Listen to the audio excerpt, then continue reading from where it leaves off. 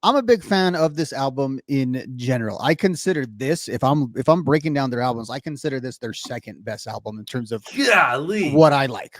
Yeah, like if I'm doing my personal tier ranking, this one finishes second, I think, pretty clearly for me. This is like either second or third least for Mm, me. It would be like the bottom three. right, and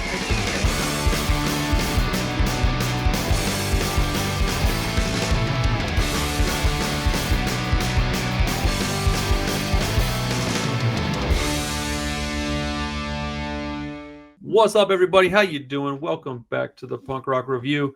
Hanging out with Rob today. We're going to talk a little bit about, worst and first over here, doing some what's the best, what's the worst songs on 4 particular punk rock albums. I think that we each pick 2 every week, and I don't know about you, but I listen to all 4 of them, and I took a little bit of notes on all of them. This ought to be a very interesting conversation. Yeah, bro, I have officially gotten out of my comfort zone. Like, I was stunned when you sent me your out. Like, I felt very bad about mine because mine are kind of in. That's what makes this concept fun to me, is that like I just pull any albums off the shelf and do it, and then you threw those ones out of me like, oh god, and then like matching the energy of what you brought in too with the polarization is great. So yeah, so for anybody that's wondering, we picked. I'll just say them all 4. Is that okay with you? Yeah. We picked. I picked Bad Brains, Eye Against Eye. We'll get on all this stuff as like why and everything later, right? I picked My Chemical Romance, The Black Parade, and then Rob picked the Descendents, I Don't Want to Grow Up, and Alkaline Trio, Maybe I'll Catch Fire. And that's actually quite a perfect lineup, honestly, because there's a lot to talk about with each album. So I won't waste any more time. I think we'll go ahead and start with Rob. You pick whichever one you want to go with first. Let's go with Maybe I'll Catch Fire. I knew you were going to pick that one. So, Which, I'll be honest, I'm gonna say if we rank all the albums, this is probably my favorite of the 4 we're talking about tonight, but not really. It's just that I think in common talk a lot about Alkaline Trio. yes. So I feel like it's one of our sacred kind of bands. It is. So the only thing I want to say before you start talking, because this is your pick, but it's kind of serendipitous that this is the album, because I got an email today saying, hey, your order from Asian Man shipped. And I was like, oh, what did I order from Asian Man? And I clicked on it, and it was a copy of Maybe I'll Catch Fire, but it was the Zoetrope one. And I got like 3 copies. I got one for myself, and then one for 2 of my people that come to my store. I've known these people a long. They're friends of mine. I've known them a long time, but I knew that they would want them. And I bought them before I even asked. I was like, hey, do y'all want this? They're like, yes. I was like, I knew y'all were going to say yes. I should have bought 5 of them, but yeah, so it's kind of serendipitous that when you said that, I thought, that's cool, man. And then I thought it when you told me that record. And then today, when we're going to film it, they shipped. I thought, this will be a fun conversation. It's just one of those things where the universe is going, y'all are going to have a good time tonight, because, Alkaline Trio is always a fun conversation. Yeah, and I've got this one on vinyl. It's funny you said Asian Man. It's funny, like I somehow ordered it through my work email at the time. So okay. I would always get emails from Asian Man on my work email, which was just very funny. But it's a cool pressing of this album. I'm a big fan of this album in general. I consider this, if I'm breaking down their albums, I consider this their second best album in terms of what I like. Yeah, like if I'm doing my personal tier ranking, this one finishes second, I think, pretty clearly for me. This is like either second or third least for me. It would be like the bottom 3. Right, and I think what explains that, before I get into the songs, is we don't give Alkaline Trio enough credit because they've always been so good in a lot of ways. We don't give them enough credit for their evolution. Like, we give AFI a lot of credit for it. We give Blink-182 a lot of credit for it, for having like a lot of different versions of the band. The evolution of Alkaline Trio was a lot more subtle, but I have come to notice there are 2 different sets of Alkaline Trio fans. And I think you and I are kind of on the ends of the spectrum. I'm a much bigger fan of like what's considered, I guess, more of their pop punk kind of stuff in their early career than I am of their more popular mid-career stuff, which is I don't think they were necessarily like an emo band, but they were kind of like more adjacent to emo adjacent. I called them like, I always thought of them more as just like a post-punk band at that point almost. Yeah, and I think they would consider themselves sort of in that vein. As well. Like, I freak out that people who know one of the albums we're going to talk about later, like Black Parade, they know Alkaline Trio. They might not know all their albums, but they know of that band because it's sort of on their radar. Now, go ahead. I was just going to say that, like, I like the midpoint. I like From Here to the Infirmary. I like what's the one after that? That's Good Morning. Good Morning is probably maybe it's a coin toss between those two. Good Morning and From Here to the Infirmary. And then I like Crimson. And then there's like 4 or 5 albums that like those are my cream of the crop. And then the like bookends, I kind of just like. I'd say I like the newer stuff a little better than the older stuff, but by how much, it's negligible, man. It's really, you can just throw them in a bag, shake it up, maybe pick one out. And any Alkaline Trio album is fine for me to listen to. I'm not gonna, but you know, we do this show to like kind of pick them apart a little bit. To nitpick on stuff we either really love or really hate on this. Yeah, bro. I'm fully out of my comfort zone at this point. And this album, Maybe I'll Catch Fire, falls literally like in the middle of the pop punk version of Alkaline Trio.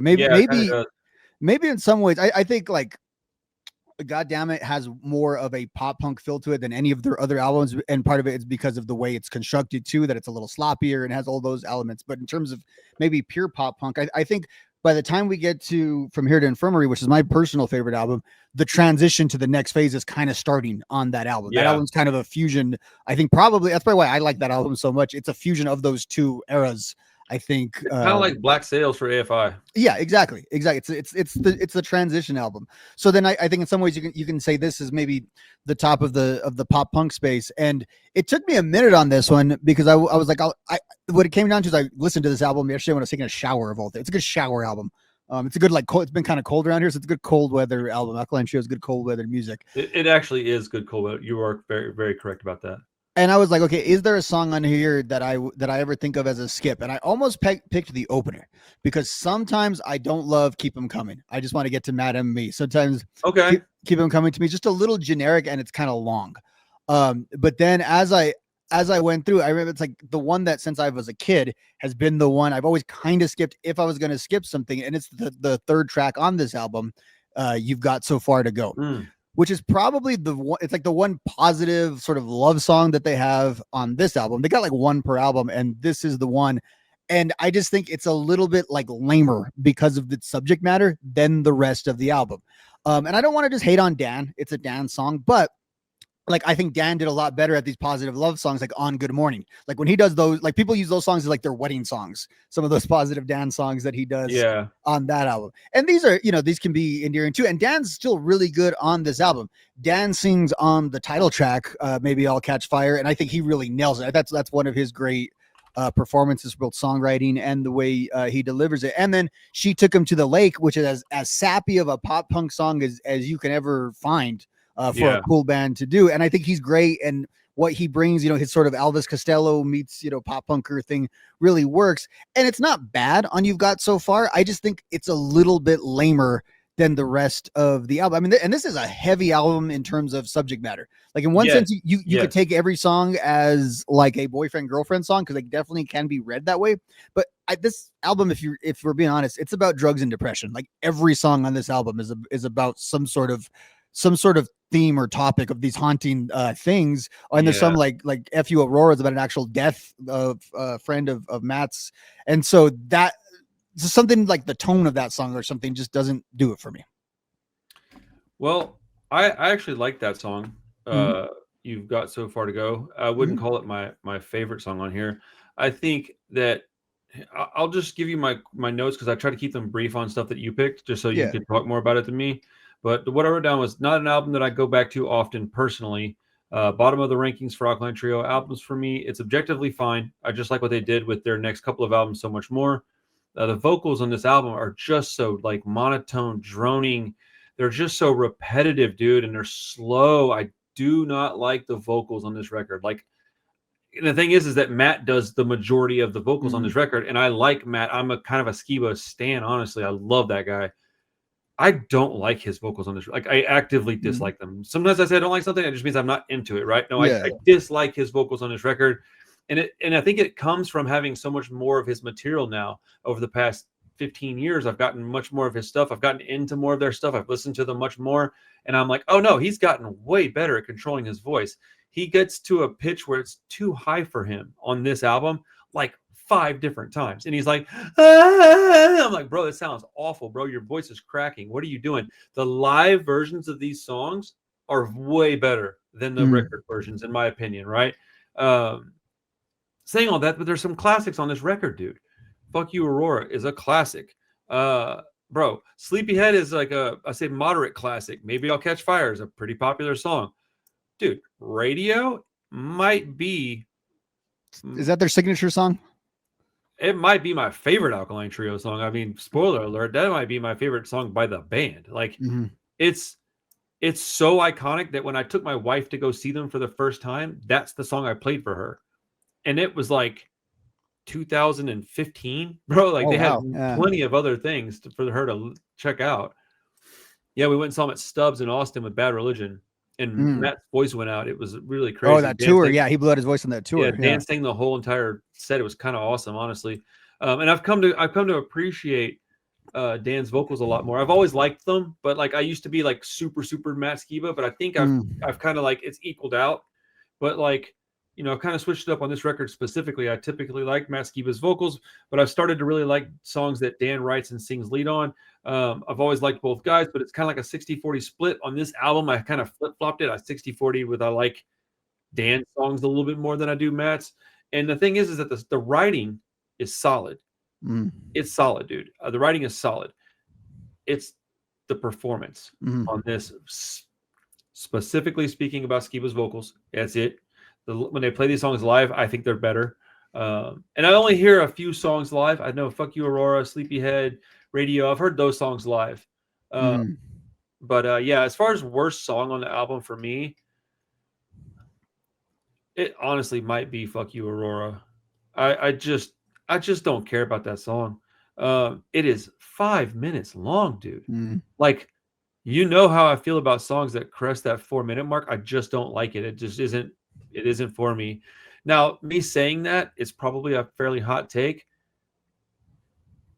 It's still a better song than most bands put out in their entire career. So I'm only saying this in reference to like it's bad for an Alkaline Trio song because I don't like his vocal performance. And it's this recording. If this song was re-recorded now, it'd probably be one of my favorite songs. But it's the vocal recording on this, the length of the song. And I think it's a little overplayed.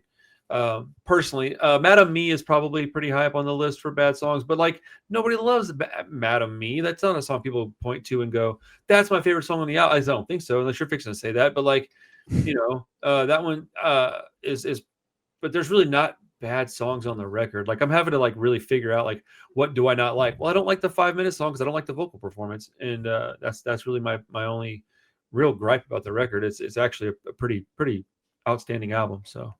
Anyway, what do you have for your favorite? So it's fun. It's funny because I kind of really leaned on a lot of the songs you said you didn't care for as much. Kind of would be the ones that check the box.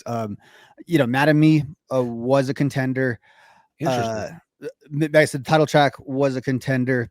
Radio, not really. Honestly, I love the song. It's what we were talking about my daughter last week. I remember the first time I remember hearing her sing the song, and I thought it was hilarious. Wow, everyone can kind of play it on the guitar a little bit because it's only a couple of. It's just a really cool song. But it just wasn't going to hit that for me. Sure. So I narrowed it down to 2. Now, Fuck You Aurora is not a.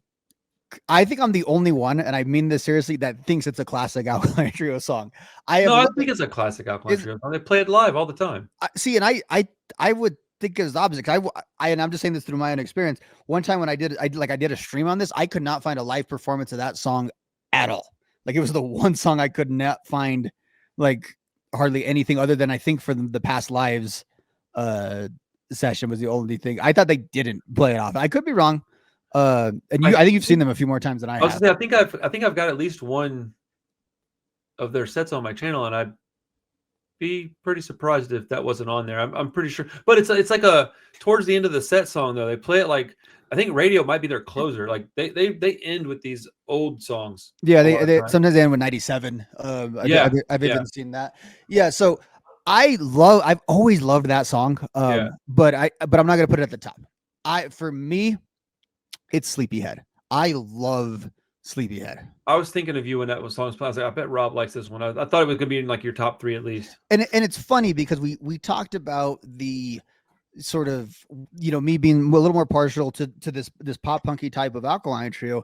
This is a song that I think definitely could have been recorded on one of the later albums. It sort of has that thematic kind of element to it that they would get really good at, like on Crimson. When you think of how, you know, Crimson is structured, where it's almost like this horror movie of an album, Right. I think this song could kind of fit in there. I've always found Matt's vocal performance on their part of what attracted me to the song as well as is kind of the way he screams everything out. Because there's a point where the song goes kind of long, and you're kind of going into what feels like, if you're not paying attention, like an end sequence.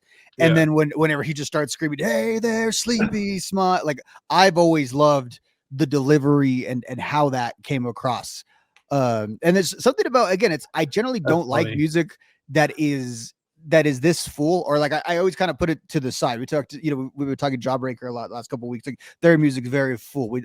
Newfound Glory has very like full music versus like pop punk, which, you know, there's a little more space in there. This song though is all full. Like this song is full on, like the, you know, it feels like there's like a flood going when this song is playing. And I just kind of get into it. It's just one of those songs I get lost in, I guess is kind of my final word on why I really become engaged with it. I don't even think that you're necessarily wrong with your opinion at all. Mm, I just think that when I hear it, I just have a different reaction to it. mm, Because when I hear that song and he starts yelling at the end, my response is the opposite of yours. I'm like, bro, get some control over your vocal range, man. And then later in their career, he does. mm, Like if you look at all my favorite songs by them, like if you take out Radio, right? But even Radio, I'm about to talk about it in a second. Like even if you take that song out and you listen to all my favorite Alkaline Trio songs, I'd say like 75% of them are probably Skiba tracks. And he has, and then I don't know what did it. I don't know if he took some vocal lessons. I don't know how he changed, but he did. I think he mm. just comes with practice, man. And I think back then they were still like really punk rock back then. They were still young and they weren't. Yeah, they were just in the Chicago punk scene, like living Yeah, in the their houses and goals with stuff. recording a song weren't the same as they are now. Now they're like trying to put down these tracks of excellence. They want to put out great music, not just a great punk song, and that's different. And it is what it is. Um, yeah, yeah. They've gone on record. They went on record at the time. I want to say it's an alternative press, because I have this issue from 03 of saying like Good Morning specifically sound. They knew it was going to sound different, and they said the only thing that they could credit it to was having the time and money of being on Vagrant versus this is their last album on Asian Man. Okay. And I want to say that this has the same effect. Everyone who leaves a small label on good terms has the same general complaint, is that they just their fans can't find their records like in the towns where their shows are. And Yeah. that was the case. You know, Asian Man couldn't produce it as well as this record sold. Asian Man couldn't keep up with the demand. So they saw a higher indie at that point, but always kept a really good relationship with Asian Man. And so that you've had the re-releases over the years, and Oh, they've Mike had Clark's awesome. and it's funny because, you know, Asian Man, Alkaline Trio doesn't sound like a whole lot of other bands on that label, but they are such a key part of them really gaining visibility when they gain visibility. And one more note, you talked about these songs live, and a lot of early Alkaline Trio is tainted for me in a positive way by the Live at the Metro DVD, which a lot of these songs are. And when you're talking about, it's like some of those vocal performances are, even by that point, he already kind of had that, because by that point, Matt does this thing where he screams without yelling, or so. I don't know how to explain it, but he could do these things like vocally. Well, he's just kind of making some sounds, and maybe he's saying like a word or something like that. But it's just sort of like him carrying something musically. I'm trying to think of a song. I Even on think like it is yelling, not screaming, is what I think it is. okay, so I yeah, so think maybe he's it's the like opposite. yelling, but he's not being like, ah! He's like, ah! He's like opening his mouth really wide and projecting his vocals. Like And it seems like it's in key. Like is the crazy thing to me. It seems like it goes depends. with I've the seen it song. both ways. He's definitely a up and down performer live. I mean, Yeah. I've heard people that are like, I can't stand Alkaline Trio live, but I've seen him enough to where I'm like, I don't know, man. I've only seen him kind of poorly represented one time. I mean, Yeah, and that was then because he blew his that would be vocals the most out. unfair Yeah, so I'm like, I scenario don't know to. what the beef is. I think live they're pretty great. I mean, I really enjoy their live performance a lot. But yeah, It's a mixed bag live. I can see what people are saying, and sometimes his voice sounds really raspy too. That's it in the live yeah, performances. That's the other thing too. Yeah. I've been told that I have a booming voice, so I know what that means to project your Mm, vocals without screaming. Because I'm always like, yeah. I'm not yelling at anybody. As far as my opinion on the best song, I do want to talk about this a little bit. Mm, Um, I didn't even actually write down anything for the worst because I couldn't come up with one that I really didn't like a lot. I think I just kind of always go against the grain. So I'm looking at it going, well, Radio's their biggest one on there, but I love that song. So the next one would be Fuck You, Aurora. And there's reasons why I would not like that song. So that's what I went with. But I put the title track might actually be my favorite on the record. Matt hadn't really harnessed his vocals yet on this album, but Radio is still a song that I absolutely love. So that's probably the best song on the album. And it's such a fantastic live song too, which I find it interesting that you said you didn't find any live recordings of it. But the title track, I almost put it as my favorite on the album because it's so good. Dan, It's really good. And by the time you get to it, let's see, you're that track 6, the middle, yeah. Probably 5 of those other songs, or excuse me, 4 out of the 5 other songs are, I think, Matt singing. And I just got worn out by his vocals by this time. So when I got to song 6, I was so ready for a change of pace that I really enjoyed this song more than I remember enjoying it, honestly. Lyrically, it's so cool and punny too. Like the whole maybe I'll catch fire, something warm to hold me. Like that's classic Alkaline Trio. And since you didn't pick Radio, let me talk about that song for just a minute before we move on. Okay. The reason why it's so high up on my list of just Alkaline Trio songs is because this is the first iteration of the Alkaline Trio sound. It's this song. This is the first one where they go, here's our sound. We sound like this. If you sound like this, you sound like Alkaline Trio, at least in my opinion, right? It is a very simple chord progression. It's not even really a progression. It's just a couple of chords they play, single picking the notes, right? But it's an earworm, dude. That shit will get stuck in your head and it ain't going nowhere, bro. You listen to that song a couple of times in a day, you better forget it. You're gonna hear it's going to be in your head for the next 2 weeks. But it's just so simple, man. Like, and it's the first song that I heard by them. Because I think we've talked about this before. I was introduced to the band from here the mid-career, yeah. So like, I didn't ever listen to this band before that album, and so that's another reason why I like what I like about them is because I discovered them around that time, and this was the first song that I heard that was older Alkaline Trio that I was like, oh, I really like this. This sounds like Alkaline Trio to me. It's because it is. It's their first song where it sounds like Alkaline Trio. It's their first signature sound, and Matt's vocals are incredibly improved by this point in the album. Like how do I say this right? He just did it right. Even the parts where he yells real high pitched, he doesn't go past his point of like where he should be. It's really well done. I really think that's the shining example of his vocal talent on this album. And let me reiterate, man, I think that Matt, I mean, he's one of my favorite vocalists. If you go through the last couple of years on this channel, I am a mega fan of that guy. So I'm not talking any shit, man. I would love to speak to that dude. I've got a lot of admiration for Matt Skiba, but this album, man, it just isn't my favorite. I still think it's probably like an objective like 8.2, 8.5 out of 10. But like subjectively, man, it's like 6.5 for me, man. It's not even that the songs are bad. They're not. I just don't go back to it. Like I would rather listen to other albums by this band if I'm going to listen. Kind of gets lost in the shuffle for you. Yeah. What kind of grade do you give it if it's like a out of 10? Probably 9.5. Yeah, that's what I thought. I figured you were going to go way high on that. Yeah, this is one of my like cornerstone albums. It really is. That's dope though, man. It's cool. It's cool that we're able to talk about this stuff. I like that you and I specifically can talk about albums that we both feel very different on. And it's just like, that was the conversation. I'm not trying to argue with you about shit no more. We did that when we first started doing this. I like that we have like really different appreciations for a lot of, and we do this with a lot of bands where we are big fans of the same band, but different eras. Yep. And we get something different out of the same albums. Yeah. It's like, it's an interesting, and this is why this show is important to as many people as it is, because we give multiple points of view on the same record, and it lets multiple people with differing opinions enjoy the show, because they don't just get us agreeing with each other and echoing each other's sentiments all the time. Every now and then we do, but it honestly isn't very common. We typically don't agree on the high points of an album. We just go, yeah, great album, but I like this and I like this, and it's like, well, it's a great album, so not surprised that we both like it a lot, So moving on. Right. Where's that? Let's see what kind of heat you're gonna bring, bro. This is about to be. I'm about to get absolutely roasted.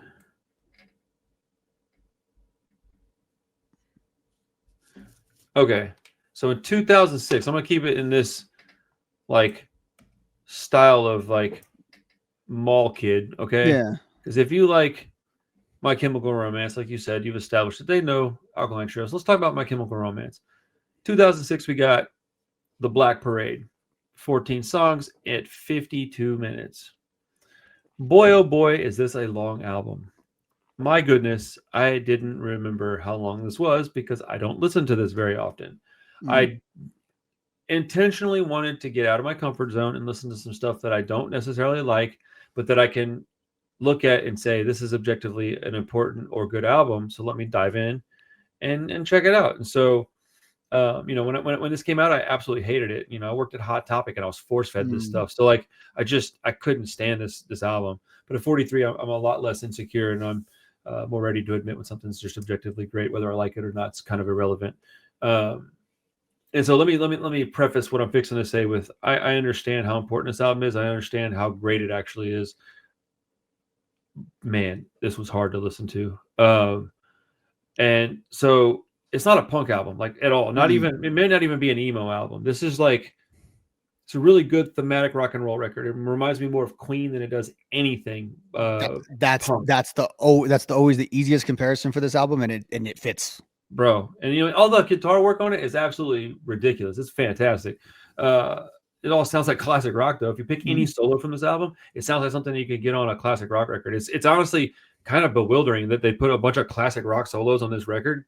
I didn't remember it being like that, but it is all classic. It all sounds like it could be on Skinner or like uh Led Zeppelin records. It's weird, man. Some Van Halen in there. Mm. Man, I tell you, I don't like the record, but it was an interesting listen. Like I was like, good grief, dude, this is weird, man. Like, how is this considered emo? Like I couldn't figure it out, bro. My brain was just like, I think it's all because I think of this band and I think of that dude like Youngblood. You know who Youngblood is? Mhm.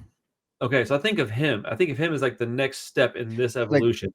He's he, like a yeah, appealing to the same crowd and everything. yeah, he Yeah. got like his start in like this pop punk stuff, and then he immediately moved to like big arena rock stuff. Hmm. And he's like the modern day MCR, in my opinion.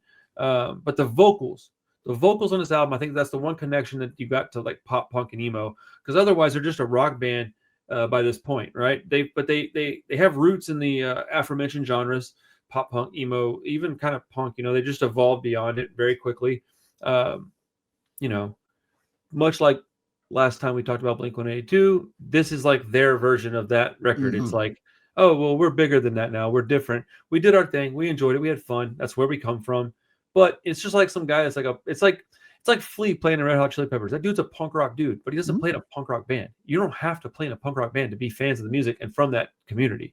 And so that's what I think this is. I think these guys all come from that circle, that community to a degree, right? Maybe not Mhm. street punk guys, but they're all like punk guys, right? And then they just like other kinds of music too. And when they got to play music, they started out at a certain talent level, and they were really good at that. And they just kept learning and growing as musicians. And by the time they get to this, they're just better at what they do, and they want to do something bigger. And like, there's nothing wrong with that. Some bands get this talent level and insist on doing a punk record still. I don't care about that either. That's fine. I personally prefer it. But yeah, man, it's interesting, dude. You know, uh Before we talk about like the worst songs and the best songs in the album, like Mhm. what's your opinion on this record? I know you like this band, okay, right? Yeah, so it's a fun. I have a weird sort of thing with this. Okay, so of the four albums, this is the one I didn't get to a full album listen to, and I was like, well, it's My Chemical Romance. Obviously, I know that stuff. And then I had the realization this afternoon at work, I've never listened to this thing all the way through. I've Oh, listened to really? some of the songs. I never really have sat there. So I have a weird blind spot with My Chemical Romance, and I think it's because they actually don't have the huge discography, and are or because Right. they went away for like so. I always think Three Cheers for Sweet Revenge is like the last like album I ever bought in some ways of like my initial run of liking stuff before I just started listening to the kind of the same stuff over and over again. Right. And we've done an episode on that album. I loved that album at the time, and I still really like that album. I'm a fan of what they put out there. And then I just kind of I lost touch with a lot of, especially like I didn't like what you're talking about, like the clientele you were at Hot Topic. I was just a couple years older than that crew. Like now I'm kind of the same age as all those people, and we're Right. kind of all in When the you're same. 19, 20, though, that's a big difference. Yeah, and I kind of I I didn't like that people thought that that's what I liked is kind of what it comes down to. It's not really I disliked it. I That's just like thought, insecurities, dude. Like, we all like that. We all have those. yeah. And again, and I still have that a little bit because I always like try to distinct like, hey, I like emo and I like mall screamo, and I it's just different than the other stuff I like. They're cousins, and I like you're nice to your cousins and you like your cousin, but it's not necessarily your brother in the same kind of way. So I like honestly, so I heard the song Welcome to the Black Parade in like 2012, 2013, just like when I discovered like iHeartRadio or so, oh cool, there's music on the phone now, you know what I mean? And Right. then when I heard it, I was like, damn, that's a classic. Like I couldn't name it, and I went online and everyone said, okay, it's like Bohemian Rhapsody or one of those. Like, yeah, it's one of those. I think Bohemian Rhapsody is actually a really good analog for it because it has so many different genres in one song. And it has this thing, and like they did with the other album, the Three Cheers for Sweet Revenge was mostly a concept album about the death of their grandmother, and this one I believe was about an illness that one of them had, that some family member had it, suffering through cancer. And every song on this album has that through line. Specifically, the song "Welcome to the Black Parade" is all about that. So I've always loved that song. And then the other song, In My Profession, is kind of like a sneaky little handshake. Is In My Profession, we all love the song Teenagers. We all play it before they get there. It's just one of those things, teenagers scare the living bleep out of me. You work in a high school, that's what we all think all day long. That's just kind of how we do. But I have no connection to this album. I have listened to basically every song on there when I go through it. I think it is a good album. I think it's like you were saying, it's their masterpiece.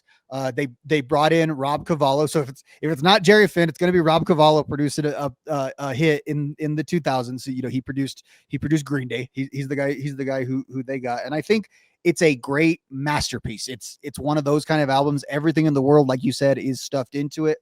But this album really is. Three Cheers for Sweet Revenge was huge. Like I don't want to undersell like that's like their scrappy little album. Their scrappy little album would be their first album. That's like their album where they, when they were in, like the punk scene and stuff like that. Right. Like when I saw them with Three Cheers for Sweet Revenge, they were the, every year there would be one band on Warped Tour that would bring in the non-Warped. That was like the actual headliner kind of band. That like, oh yeah, bring the normies in. Yeah, that was like the crowd was like going into the other stage for it. That when I saw like them on the Warped Tour, that was them. So they were already very much a mainstream rock band before this. But but this is like what built their super fandom and all. Like it's this album that I think all of that comes off of. Like me, again talking about the awareness. I remember in like 2011, I was in a college class and I was much older than the rest of the students in there. And one of the ones who was just out of high school, she did her report on how much she loved My Chemical Romance. I was like, what are you talking about? That's a band from, from my day. And her whole thing was like, oh, she gave a little big thing to their early career, their cute little punk thing. And it was all about this. And so I think this album is what means a lot to people. I know the Three Cheers for Sweet Revenge is very iconic in its own right, but I think this is the My Chemical Romance album, I think. Here's the thing. Three Cheers, they had a couple of singles that are still popular and great songs. With this album, they created a culture. It is just like American Idiot, where all of a sudden everybody's wearing black shirts and red ties. This album did that too. And there are albums like every 2 years that do this. This was the one from 2006. This changed popular music. It changed like underground music. It changed indie music. It changed music. It is crazy what this album did. I can respect the album without really loving it. And being at Hot Topic, and at that point in my life, I was super into like either feels like torture. Or it was, and I was either into like street punk or like terror-esque hardcore, like not anything super beat down, but like heavy, kind of like pissed off. This stuff made me want to vomit back then. But okay, there's a couple of hidden tracks on here that I really enjoyed. So let me go over my notes real quick. So. Okay, where's it at? This is the very first one that I dove into because I knew it was going to take me a while to listen to it because it's almost an hour in length, and I think that's one of my biggest gripes is that it's so long, dude. I just don't like long songs. I never have, and I don't think I ever will, and I think that's okay. If you don't like 2-minute songs, what's wrong with that? People are like, you need to broaden your horizons. No, I don't. I'm allowed to like whatever I want to like. Just because I don't like what is popular, that doesn't mean anything. That should be a freaking badge of pride on my shirt, not a freaking red mark, dude. Like, what are we talking about? I don't care what's popular. Anyways, on the as far as songs that are the worst, I don't love you, just not into the sappy ballad. Plus the lyrics are really sad. Cancer is also a skip for me. Not sure which one's worse. And then I went, actually, the actual worst song on this album, and I actually have an answer. The worst song on this album is Disenchanted. The other two have like pretty great lyrics that'll move you a little bit, right? The other two songs that I don't care for as much, dude. Disenchanted is incredibly forgettable, and it sounds like a modern day country song. And I don't know if that's saying more bad about country or My Chemical Romance, but that's what it sounds like. That song absolutely blows, dude. That song is terrible. If you like that song, that's fine. I like a lot of stuff that people consider bad, but please explain to me why. Just tell me why. I'm not even going to argue whether you should or shouldn't. I don't care. You like whatever you want. But tell me what it is you like about it. If it's the lyrical content, I'll go back and reread it, and maybe I just missed something. But it felt very forgettable to me, and it felt kind of like, oh, this is the one that I would have to skip if I was in a car. I couldn't get through it. I'd be like, dude, turn this shit off.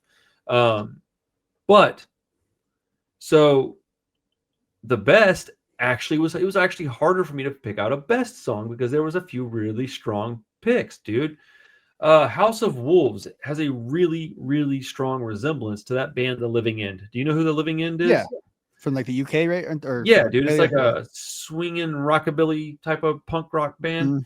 Dude, go listen to The Living End and then go throw on House of Wolves. If you like The Living End and you don't like House of Wolves, I'd love another explanation as to why. But that kind of caught me off guard. I hadn't heard this album in quite some time because I don't go to it unless I need to for some reason. So I'd forgotten that song was on there, and it's a really good track. It's also got a really good vocal performance. Dude, The Black Parade is the obvious answer. It's Bohemian Rhapsody. Here's the deal, though. The Black Parade is, or Welcome to the Black Parade, excuse me. Sorry, somebody's going to get pissed that we keep calling it the Black Parade. It is over 5 minutes in length. So just for that reason, I'm already like, nah, I'm good. Is it a good song? No, it's a great song. But I will say, when it changes over, it's got like that pop punk Sum 41 like chorus, or is it verse? I don't fucking remember, dude. With the drums like pick up at a part, and then it like we're into like the rocking part. Yeah, got that palm muted. That part is rad, and if it wasn't for that part, I probably wouldn't even really care for the song. I understand how great it is, though, but it really does feel like Bohemian Rhapsody a lot to me. That's the obvious answer, but the real answer is the one you brought up. It is Teenagers, dude. That song is exactly what, if I'm going to pick out a song on this album to listen to on a regular basis, it's Teenagers. It's less than 3 minutes. It resembles a pop punk song, and it's kind of funny. It almost sounds like a Blink-182 nod. Like, you're like, hey guys, we see you. We're fans. Like, even the way Gerard delivers the vocals is almost like a Tom DeLonge way he flex on there. Yeah. That song is so good, man. And it's like, is it kind of corny? Yes. But that's what I like about it, man. Fall Back Down, kind of a corny song. That's what's good about it, dude. It's they're comfortable in their own skin. They're doing their thing. They don't care what you think because millions of people are going to sing along to that song. Ow, that hurt. I just punched my desk. Son of a bitch. But like, yeah, man, Teenagers is probably the actual best song on the album because it's the one that's got the most like staying power. You get those songs on any time and people will sing it, and it doesn't get old. It doesn't get exhausting. Welcome to the Black Parade gets exhausting. It's a long song. So is it the objectively best song on the album? Probably, I would say yeah. But the actual best song is Teenagers. Like, as far as like a grade on this album, I'd say I'd have to give it like an objective like 9.5. It's a pretty important record. Subjectively though, it's down in the sixes for me. It's probably six flat maybe, because it's got like 3 or 4 songs that I think are like great that I put on my personal playlist. But that's it, bro. 3. And then there's 14 songs that almost an hour, dude. Like, I would never play this on vinyl. Dude, it would never, if I bought a copy of this, it would never get opened because it's just too long. Yeah, that's my thoughts on it. Objectively, very important, very good album. I just don't listen to it much. No, I think I would give it those exact ratings, and for the same reasons. Like, it's hard to, and I like nowadays specifically, like in the last 6 months or so, I've really got into more like melancholy kind of epic music. I've just been kind of, and I haven't been like extra sad, I should say. I've just been sort of appreciating that kind of music. Yeah, that's what it is. I've just been sort of appreciating that sort of music. I think I've listened to a lot of Jawbreaker is what it is, to be honest with you. So it's sort of put me in that mood. So I do So think we're like both fucking rancid. yeah, that's so funny, and we do not plan these things as we were saying. Yeah, you nailed almost every great point about that. I never really made the connection though, but yeah, and it's the same producer and everything. But Black Parade and American Idiot should actually be like its own genre. Like we should create. There's probably like five that they are sort of this. Like I know, like you can say, okay, well, all the Blink-182 albums are like arena rock because they played in arenas. That's not really what I mean. Like Right. there is a sort of like as an actual genre. There's like an arena rock kind of quality to this album and to American Idiot. Go listen to this album and tell me you don't hear Van Halen licks in there. No, Leonard yeah, Skinner absolutely. solos.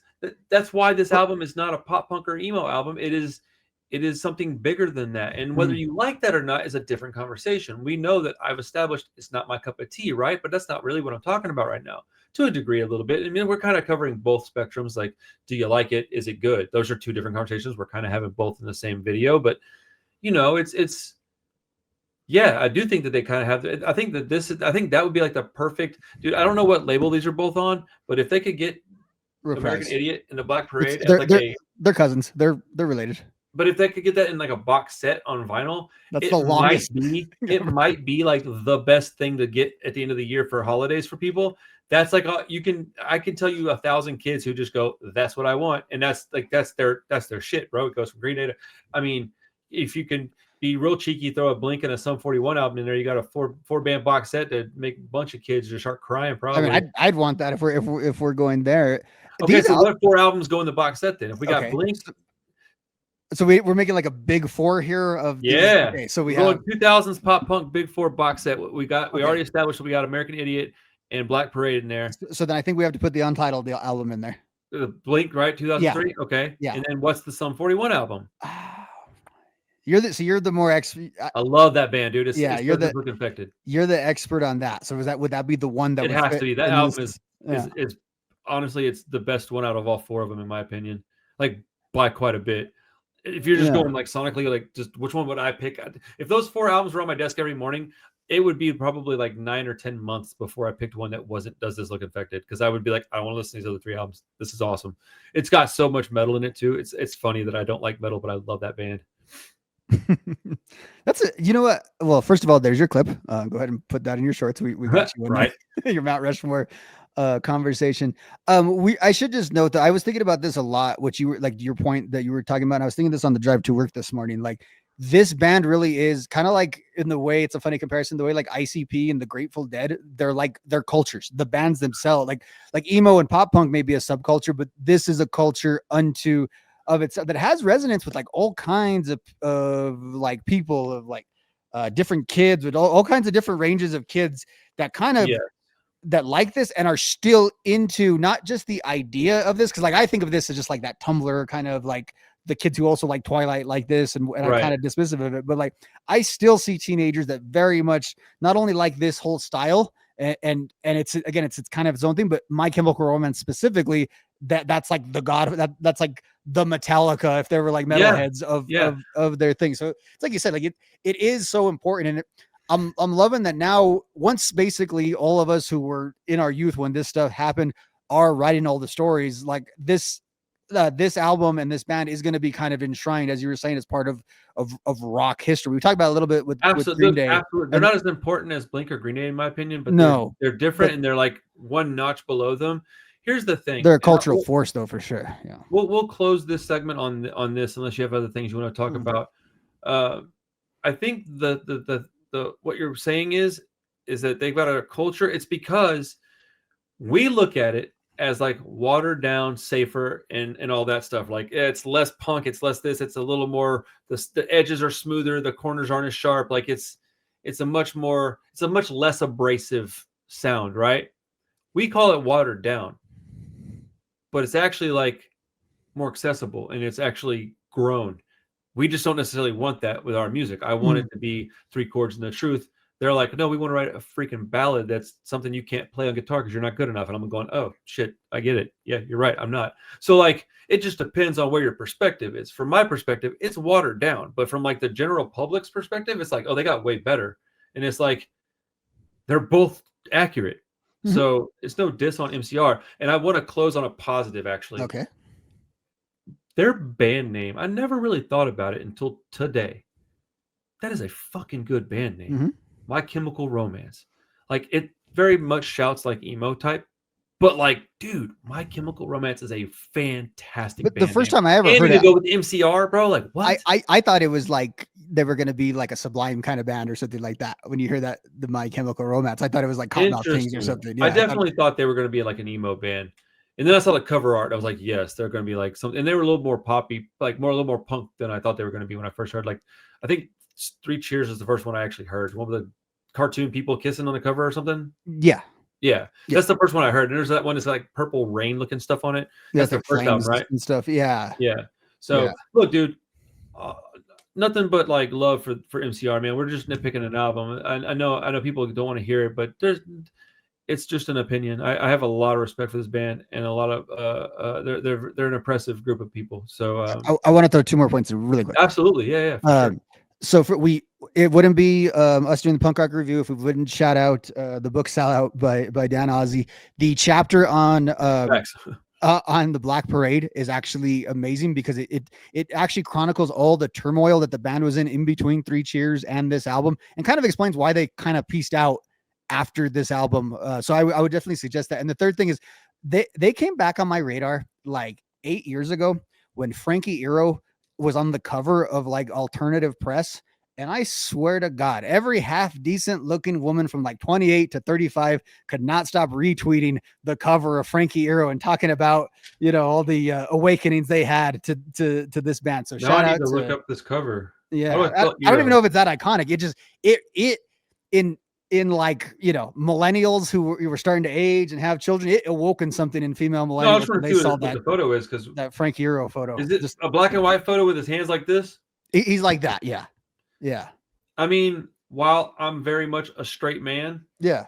I can get it though. He's got the big ass eyeballs and he's all tattooed and stuff. And it's a good photograph. Like whoever took the photo, it's a good photo. And he aged cool. Then he aged right. like He looks cool like a good looking man versus like a wrinkly ass old guy with tattoos. Like I'm looking. Yeah, I'm bringing that up not to be a hater. I'm saying like, hey, we all need to age into Frankie Iero. So we can get all. Shout out to all the cool dudes out there with tattoos that are like aging gracefully and not being what they told us we're going to be. You're going to look nasty. I mean, I look okay, I guess, for like an ugly dude, but like, that guy's a handsome fella.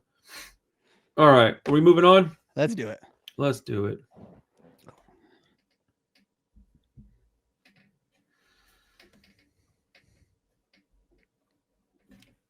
All right. So what year did this come out? 82. That's what I thought. So yeah, it's my birth year. Is it 82 or is it? No, it's 85.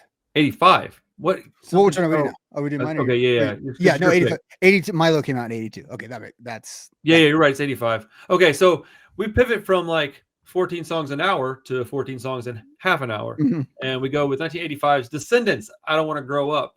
This was Rob's pick. Rob, tell me why you picked it. Let's talk about this album for a little bit, dude.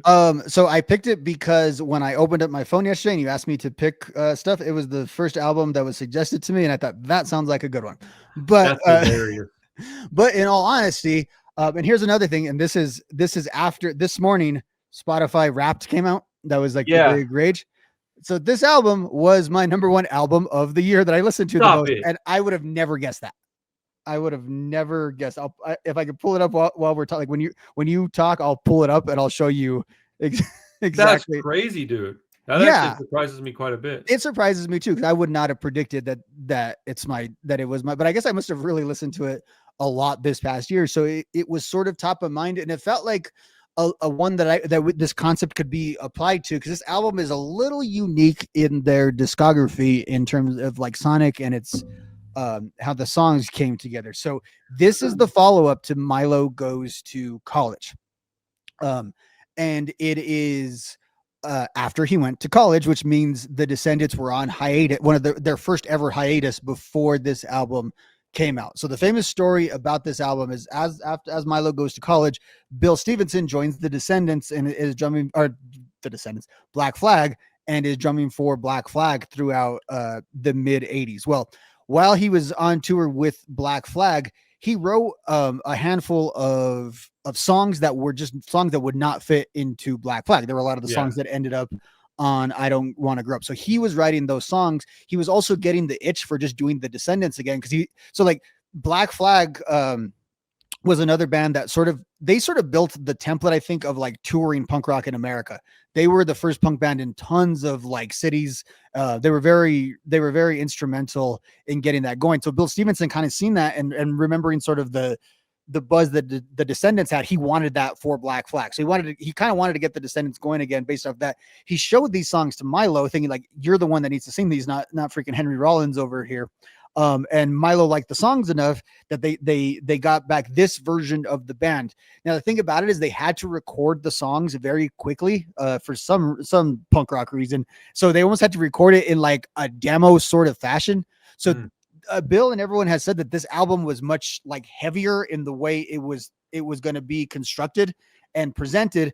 But basically, this is like the first version of these songs, and they kind of had to go with them, and then they took them on the road, and they became kind of classic songs, and it sort of has that. So like, it's the only album. I think this one and the next one have like this weird lineup that's not really the beloved Descendents lineup. It's not the original one or the one that's toured most of the years. And I would say it's funny. So the Descendents are obviously a pop punk band. They're obviously a band that has a lot of these songs about, like girls and relationships and all that kind of stuff, but they're most sort of on that lane on this album, because there's a lot of Descendents that's about like more of like social awkwardness and society and all those other stuff. This is, I think, truly their sort of really kind of pop punky album in that kind of way of those cliches about pop punk. Bro, this is going to be an interesting conversation. I literally finish your thought. I got something to say about this. Okay, so I say all that to say, and that just give me the context of how this album is a little bit different than the other Descendents albums. With that said, outside of the sort of reverence that everyone has for Milo, it's one of the classics along with one of the rest of them. But there are a couple of songs on this album that I specifically don't like, which for me, that's a really rare thing on a Descendents album, for me to have a couple of songs I don't like. At the same time, Spotify is telling me over here it was my most listened to album last year. So wild. I pretty much like this album, but it does have a few spots that I just kind of wish weren't there or were just a little bit different. We'll get into that in just a second. I don't consider them a pop punk band at all anymore. I've listened to them a lot at this point. I've become a fairly big fan. I don't know. I can't cite all their lyrics. I can't tell you exactly what albums are got what songs necessarily. I know enough to be able to talk about the band, right? Mm-hmm. But I used to not like them at all, and I quite like them a lot now. And dude, they're a hardcore band. They sound like the Circle Jerks. They sound like Minor Threat. They sound a lot like some Black Flag songs. But I have kind of moved away from the pop punk thing. I don't really think they're a pop punk band. I think that they're a hardcore band that just doesn't sing about the same aggro stuff that Black Flag sings about. It's not political. It's just, do you think the differences in subject matter? Yeah, it's like subject matter. They're okay. So I guess they're like a blend of the two. You could say like they're like a hardcore pop punk band before that thing was really a thing. But it's funny because I think there's like a severe drop off in quality from Milo Goes to College to this album. I'll just be real upfront about it. I don't like this record. I think it's bad. I put down very little in way of notes. That's crazy. That's wild, dude. Right? That is awesome though. And Jawbreaker, huh? I bet Jawbreaker's number 2. Yeah. I would not ranted albums. I have Descendents, Jawbreaker. This is definitely influenced by you though. These are all things we've done like albums on though too. You're welcome, sir. Insomniac, which again I would not have put that on there. Which one? Insomniac by Green Day, number 3. That's a good Answer record. That and Stay Fashionable. I don't think that's even my I like that album, but all the AFI I listen to, I don't consider that one the top one. And then number 5, Crimson. I famously always say how that's the album I'm least familiar with by Alkaline Trio. Well, I guess I'm a freaking liar because it says that I'm very familiar with that album. That's an interesting list. I got to pull mine up in a minute. The other one is real quick, as I have this thing that maybe I've got this thing for Blink 182 Tupac, because for some reason, I guess I'm listening to a lot more Tupac than I've like my top song last year. I must have been really angry. It was Hit 'Em Up by Tupac. I mean, that's not a bad top song. No, I love the song. Again, 2 was Coolidge by the Descendents and Good Things from this album. I'll leave my Wrapped alone there, but I thought that was funny that I had that Tupac song as my top song. So in regards to I Don't Want to Grow Up, like I wrote down like sonically, it sounds like stuff that I enjoy. I just don't care for the album as a whole. The lyrics I think it's the lyrics that bug me on this album. The lyrics are they're frustrating for the most part. So I completely forgot that I had this thought. This is awesome. Okay, so imagine that in the Batman universe, Two-Face is like a hardcore kid. Mhm. This is how I describe This is great. the Descendants. The buttoned up, slick back hair half, that guy likes Minor Threat. The burnt looking, bubbly faced mess of a guy part, he likes the Descendants. And that's why this band's a hardcore band. But You know what? There's a lot of people whose discographies, like, I bet you their top 2 albums are Milo Goes to College and like the Out of Step EP. So there's a lot of those two Isn't that faces. funny? But I've recently become obsessed with a Descendants album, Ninth and Walnut. We will be covering that one very soon, maybe even the next episode, because dude, that might actually be like my favorite Descendants record. I need to listen to it a couple more times, but when I heard it the first time, it blew my mind, and I was like, "Where have I been? Why have I not?" Like, I'm so glad that I like this band enough to go listen to that, because I feel like I gained a really great album out of just accident, you know. Before I get into the worst and first, because you haven't even gotten into that yet, is "In Love This Way"? Is that a cover song? No. No. Oh No. man, That's why I picked No. over at the. Well, then that's a really good. I don't know that I like it a ton, but that's a really good song because it sounds like a cover song. Like, it sounds like kind of outside their colored outside the lines a little bit, and man, that sounds like a 60s rock and roll hit almost. Man, that's interesting. Well, cool. I need to go back and listen to that one a couple more times then. Okay, so tell me which ones you don't like, because I don't know that there's very much on here that you don't like. No, there's only a couple that I'll point out. So I'll give my finalists. Okay. There's my dryer going off. Sorry. Okay. So okay, I'm not as against instrumentals as you are. Oh man. But theme on this album is just so inconvenient. It's not good. It's not engaging. It comes right before Silly Girl. You can picture My World and Silly Girl. There's this little awkward thing that I gotta think they put in because that was the side B to they needed to extra fill side A or something. I don't know what's up with it. Like, the Ramones have Durango 95, which I mean, if you don't like instrumentals, you won't like it. But like, they would open every show for like the last 10 years with that freaking song, because it's a really cool way to get like high. Like, if you're gonna have an instrumental, it should at least reflect the band in some way. I don't know what the hell they were going with I didn't even consider theme as like, and normally I wouldn't either, as like, but it's like at 2 minutes and 12 seconds, I'm complaining about it being long, but yes, it's too damn long to be just sitting there boring you on a pop punk album, unless it's good. Like, MXPX has like an instrumental, I think. I don't know if they have it on an album, but they do it live, and it's pretty, it's kind of good. It's kind of engaging. So there was that one that I kind of consider. Also, like, I like the idea of the song Rockstar, but I do kind of don't care for it. So that is what it is. But I gave a little smirk a second ago because I almost wanted to just cut you off, and like, you were like, "Oh, this song sounds like it's from a different genre and this and that," and I had to confirm because I don't include covers on this. I don't really care for "In Love This Way." That's the one that I actually would pick. Interesting. As the one. And so my take on it, you said another genre is, and we talked about a band that everyone likes that I don't like. It's like, if I want to listen to the Minutemen, I'll listen to the Minutemen. And to me, that's what that sort of that California punk country that they do, which I think it's a cool idea. I'm just not that into it. That's what I think this song, I think that's kind of what they were going for. And I think they probably kind of pull it off well. I just don't care for it. And it's not what I kind of come to the Descendents for. Well, since we're talking worst right now, I'll go ahead and say I agree with you on Rockstar. That song is pretty rough. But the title track on this album makes me want to, dude, I hate that song. It's just so stupid.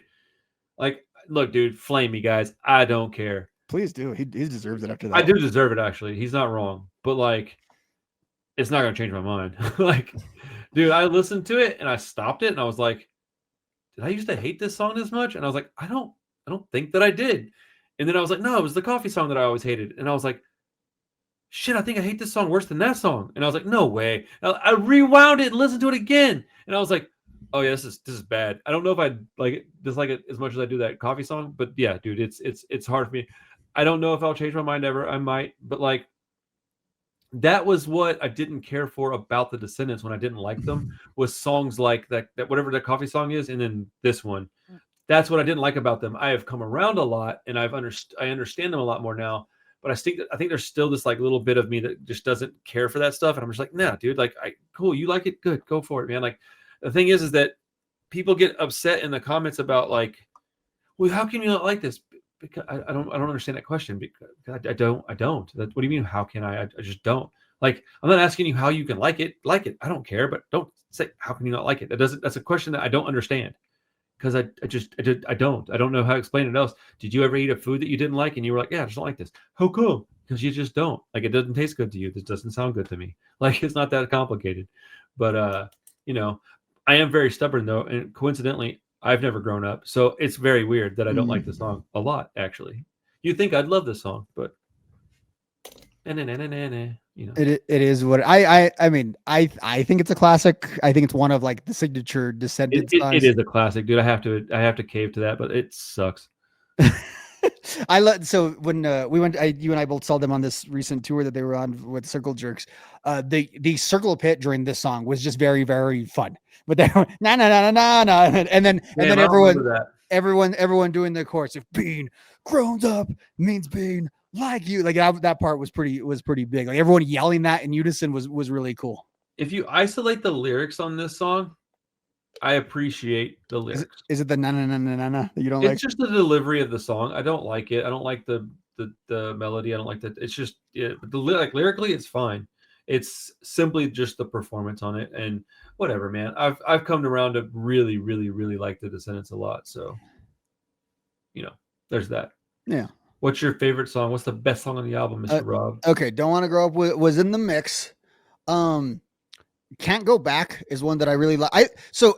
I think we're in a similar vein in this. Like, here's the dirty little secret about the Descendants. They kind of get your attention with like fart jokes and na na na na na, but they're very much like, I think, Blink-182 in this way. They get your attention with that stuff, but the heart of the band is kind of the serious melancholy stuff is really where they shine. Like that's their dirty little secret, is, you know, like how Dave Grohl said, it's like if the Beatles were like on crack or something. That's what he said that the Descendants were, and I think he's exactly right with that. He's not wrong. My World was another one that was a strong contender. I just love that sort of, there's a sort of like male rage that is very relatable, that like of having that sort of bad day where nothing's even wrong and you're just pissed at everyone because you're in your own, like I just love that. And it's one of the rare songs that Milo actually wrote lyrically, which I always thought was pretty cool. And his songs, I think, tend to be the weaker ones lyrically on the albums compared to the other guys, especially, you know, Bill's kind of the heart in there. And then another top contender was, of course, I think Silly Girl is considered like a pop punk classic. I love that song. But it just wasn't going to make the cut.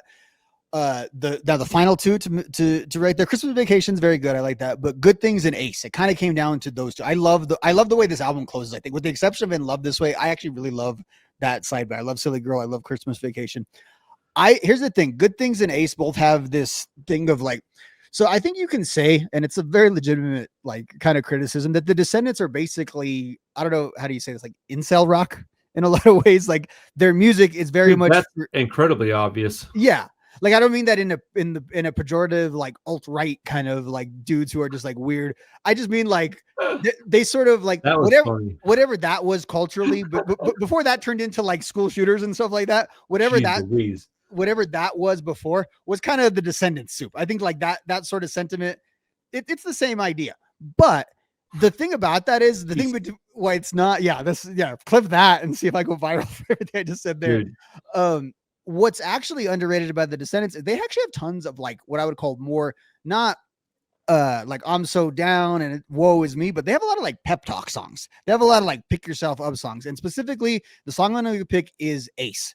I love, like, I think I've never said this about, unless it's like a real political band, I've never said I love the song for the message, but I absolutely love the song Ace for the message. And I think basically it's just like, it's like a pep talk to another person. Like, you've got so much like that you don't give it up now. It's basically, I interpret it as some guy who was like really down about like a girl leaving him, like it's the end of the world, and a dude just sort of picking him up and going through that sort of talk with him. And I love, again, this is the Descendents, it's this silly band, and I love the way the sort of seriousness and the tone. And it's weird, that song actually doesn't always sound like the rest of the Descendents in that punk way. It sounds a little bit almost like a new wavy, like mid 80s song in the way it's kind of produced. So like part of me almost wanted to not like it when I would first hear it, but I find myself very engaged with that song as a closer. I don't think it's one that's very big in the Descendents canon.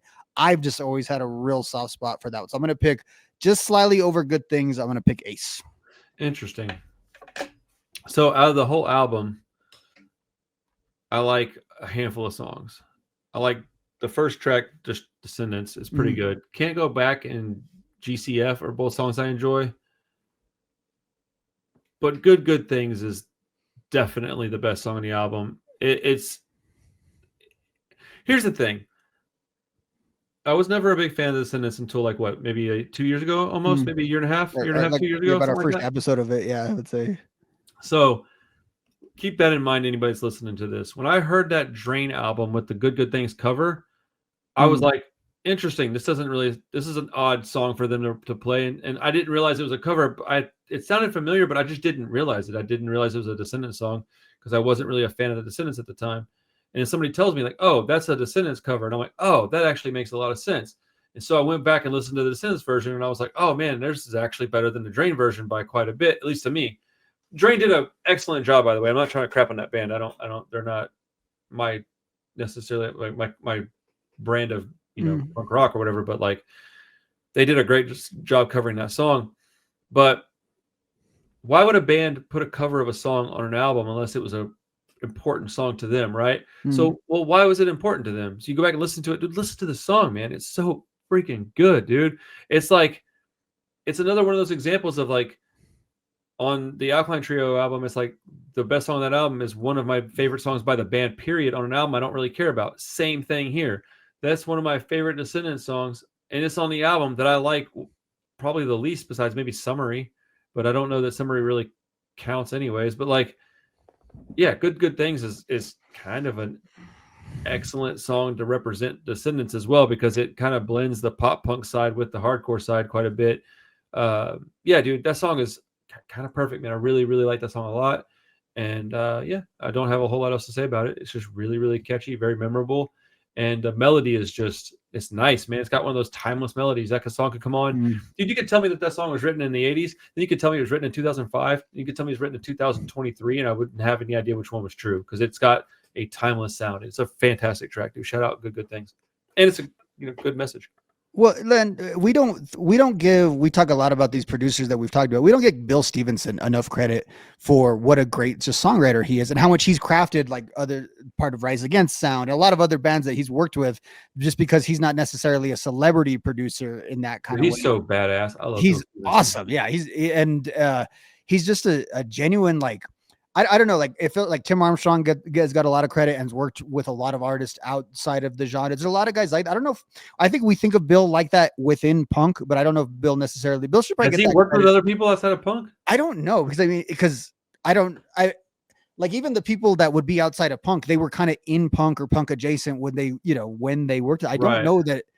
Like, I don't know. I don't know how those kind of, like, if it's a thing where like major labels have certain producers on retainer and he just doesn't pick up any of those guys and all that, because he works with the Fat Guys, the Epitaph guys. He works with all of those. So I just honestly don't know. He does the Blasting Room in Colorado, which is like the famous studio where he records a lot of this stuff out of. But like, even I've heard of that place. Yeah, it's just it should always be acknowledged, like what great songwriters the Descendants are. Like I'm just always blown away by, like you said, that timelessness. That it's so many different decades you could put these songs in, and that's like such a criticism of punk, that it's stuck in time and it never evolved. And maybe because it was really freaking good. Have we ever considered that?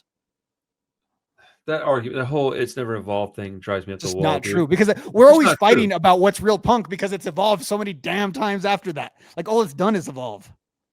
Yeah, pretty much, dude. Speaking of, like you said, Tim Armstrong, did you hear that the Casualties signed to Hellcat? No. Bro, that's crazy, dude. That's awesome. Good for them, man. It's such a coastal merger, it feels like, doesn't it? It's weird, isn't it? Yeah. I love it, dude. But I mean, the singer's from Texas now, so I think I'm just kind of proud that, like, is he from Texas, or is that just his David? name? Yeah. Oh, he's from Austin. Cool. Yeah. That dude, he sang for the Crumb Bums and for Starving Wolves. Mm. Dude, David's rad. That guy's got more energy than I'll ever have, dude. Dude, shout out Davey Tejas, bro. That guy's awesome. I think the Casualties win the award for having like most Hispanics per square inch in any punk band ever. Yeah, I love that they represent that part of the community, man. I really do. I think that we need more people that represent like some kind of like we have Dropkick Murphys doing the Irish thing, and I think people need to celebrate their heritage without being shitty, of course, but like what I'm saying, just celebrate it. Like make a song that sounds like it, make a shirt that looks like it, and you don't have to make it everything, but it's cool, man. I think it's great. I was asking, who was I talking to? Oh, I talked to Frank from Voodoo Glow Skulls, and I was asking him like, how do you feel about representing like Hispanics and within punk, and he was telling me it's pretty important to him, and I thought that was great. Anyways, it's not something I need to dwell on much, but it's I think if you have a heritage that's worth talking about, you should talk about it. If you are 96-year-old and German, maybe you don't want to be proud of your heritage so much, but like talk about your family history. How about that? We'll do that. Maybe. Yeah, maybe. What was your family getting up to in 1943? All right, let's move on, bro. We're going to a great place with that segue, by the way, to what we're about to talk about. It's time for me to get absolutely scolded, bro. I'm gonna say scolded because I think that's what's fixing to happen. Nah, I support you. All right, give me just a second. I'm gonna get you back. You're gonna have my back on this one? More than you think, I think. I hope so, because I'm gonna need it, buddy. I tell you what. Okay. Let me pull up some Wikipedia. And I want to tell people why I picked this, because this is an interesting album for me to even pick, I think. Yeah, I'm a little stumped by are you interviewing someone from the band in the next couple of weeks? No, okay. So I may let me fix this real quick. I may be misremembering this, but in a comments on one of my videos recently, channel friend, my buddy Darren, he was commenting on something, and he said in the comment, yeah, and then I went and listened to Eye Against Eye, and it blew my mind. And I was like, really? That album blew your mind? And I know Darren pretty well, like to a degree. Like I know if I hear something that he likes, I could typically trust it. So what? Oh, I didn't even tell people what we're talking about. Bad Brains, Eye Against Eye. So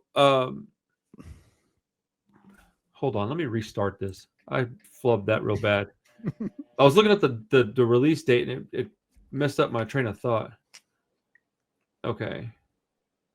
Whoa, that's funny. That's my mom's birthday. Okay, cool.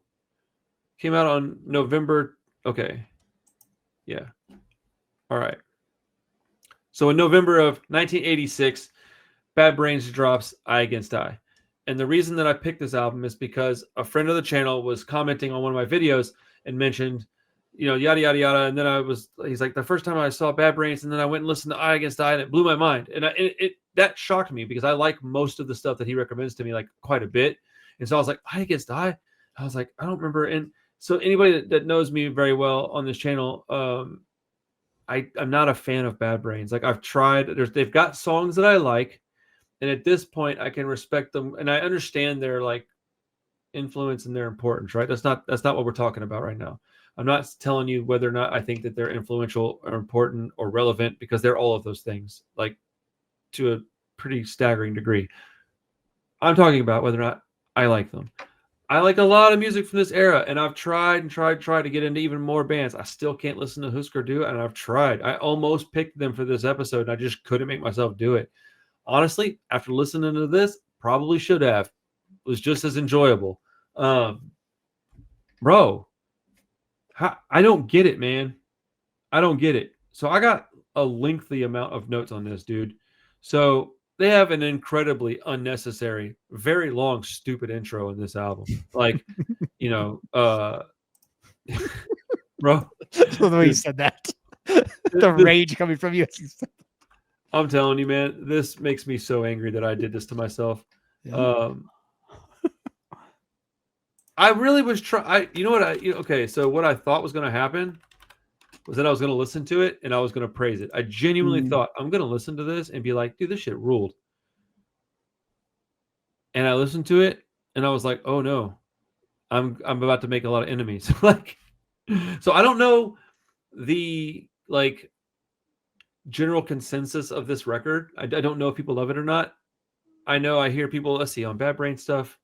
What are the ones they talk about a lot? I don't listen to The Bad Brain, so I don't know. the opening, Rock Against Light, is that the first album with the DC on the self-titled? cover with the lightning and all that. That's Oh yeah, you're right.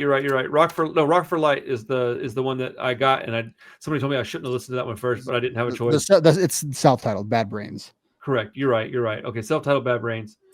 I need to go in and do that record, I think. And at this point, I'm still willing to go in and listen to a Bad Brains record and cover it on the channel. I don't think there's any problem with that. I think I probably will like that record just fine.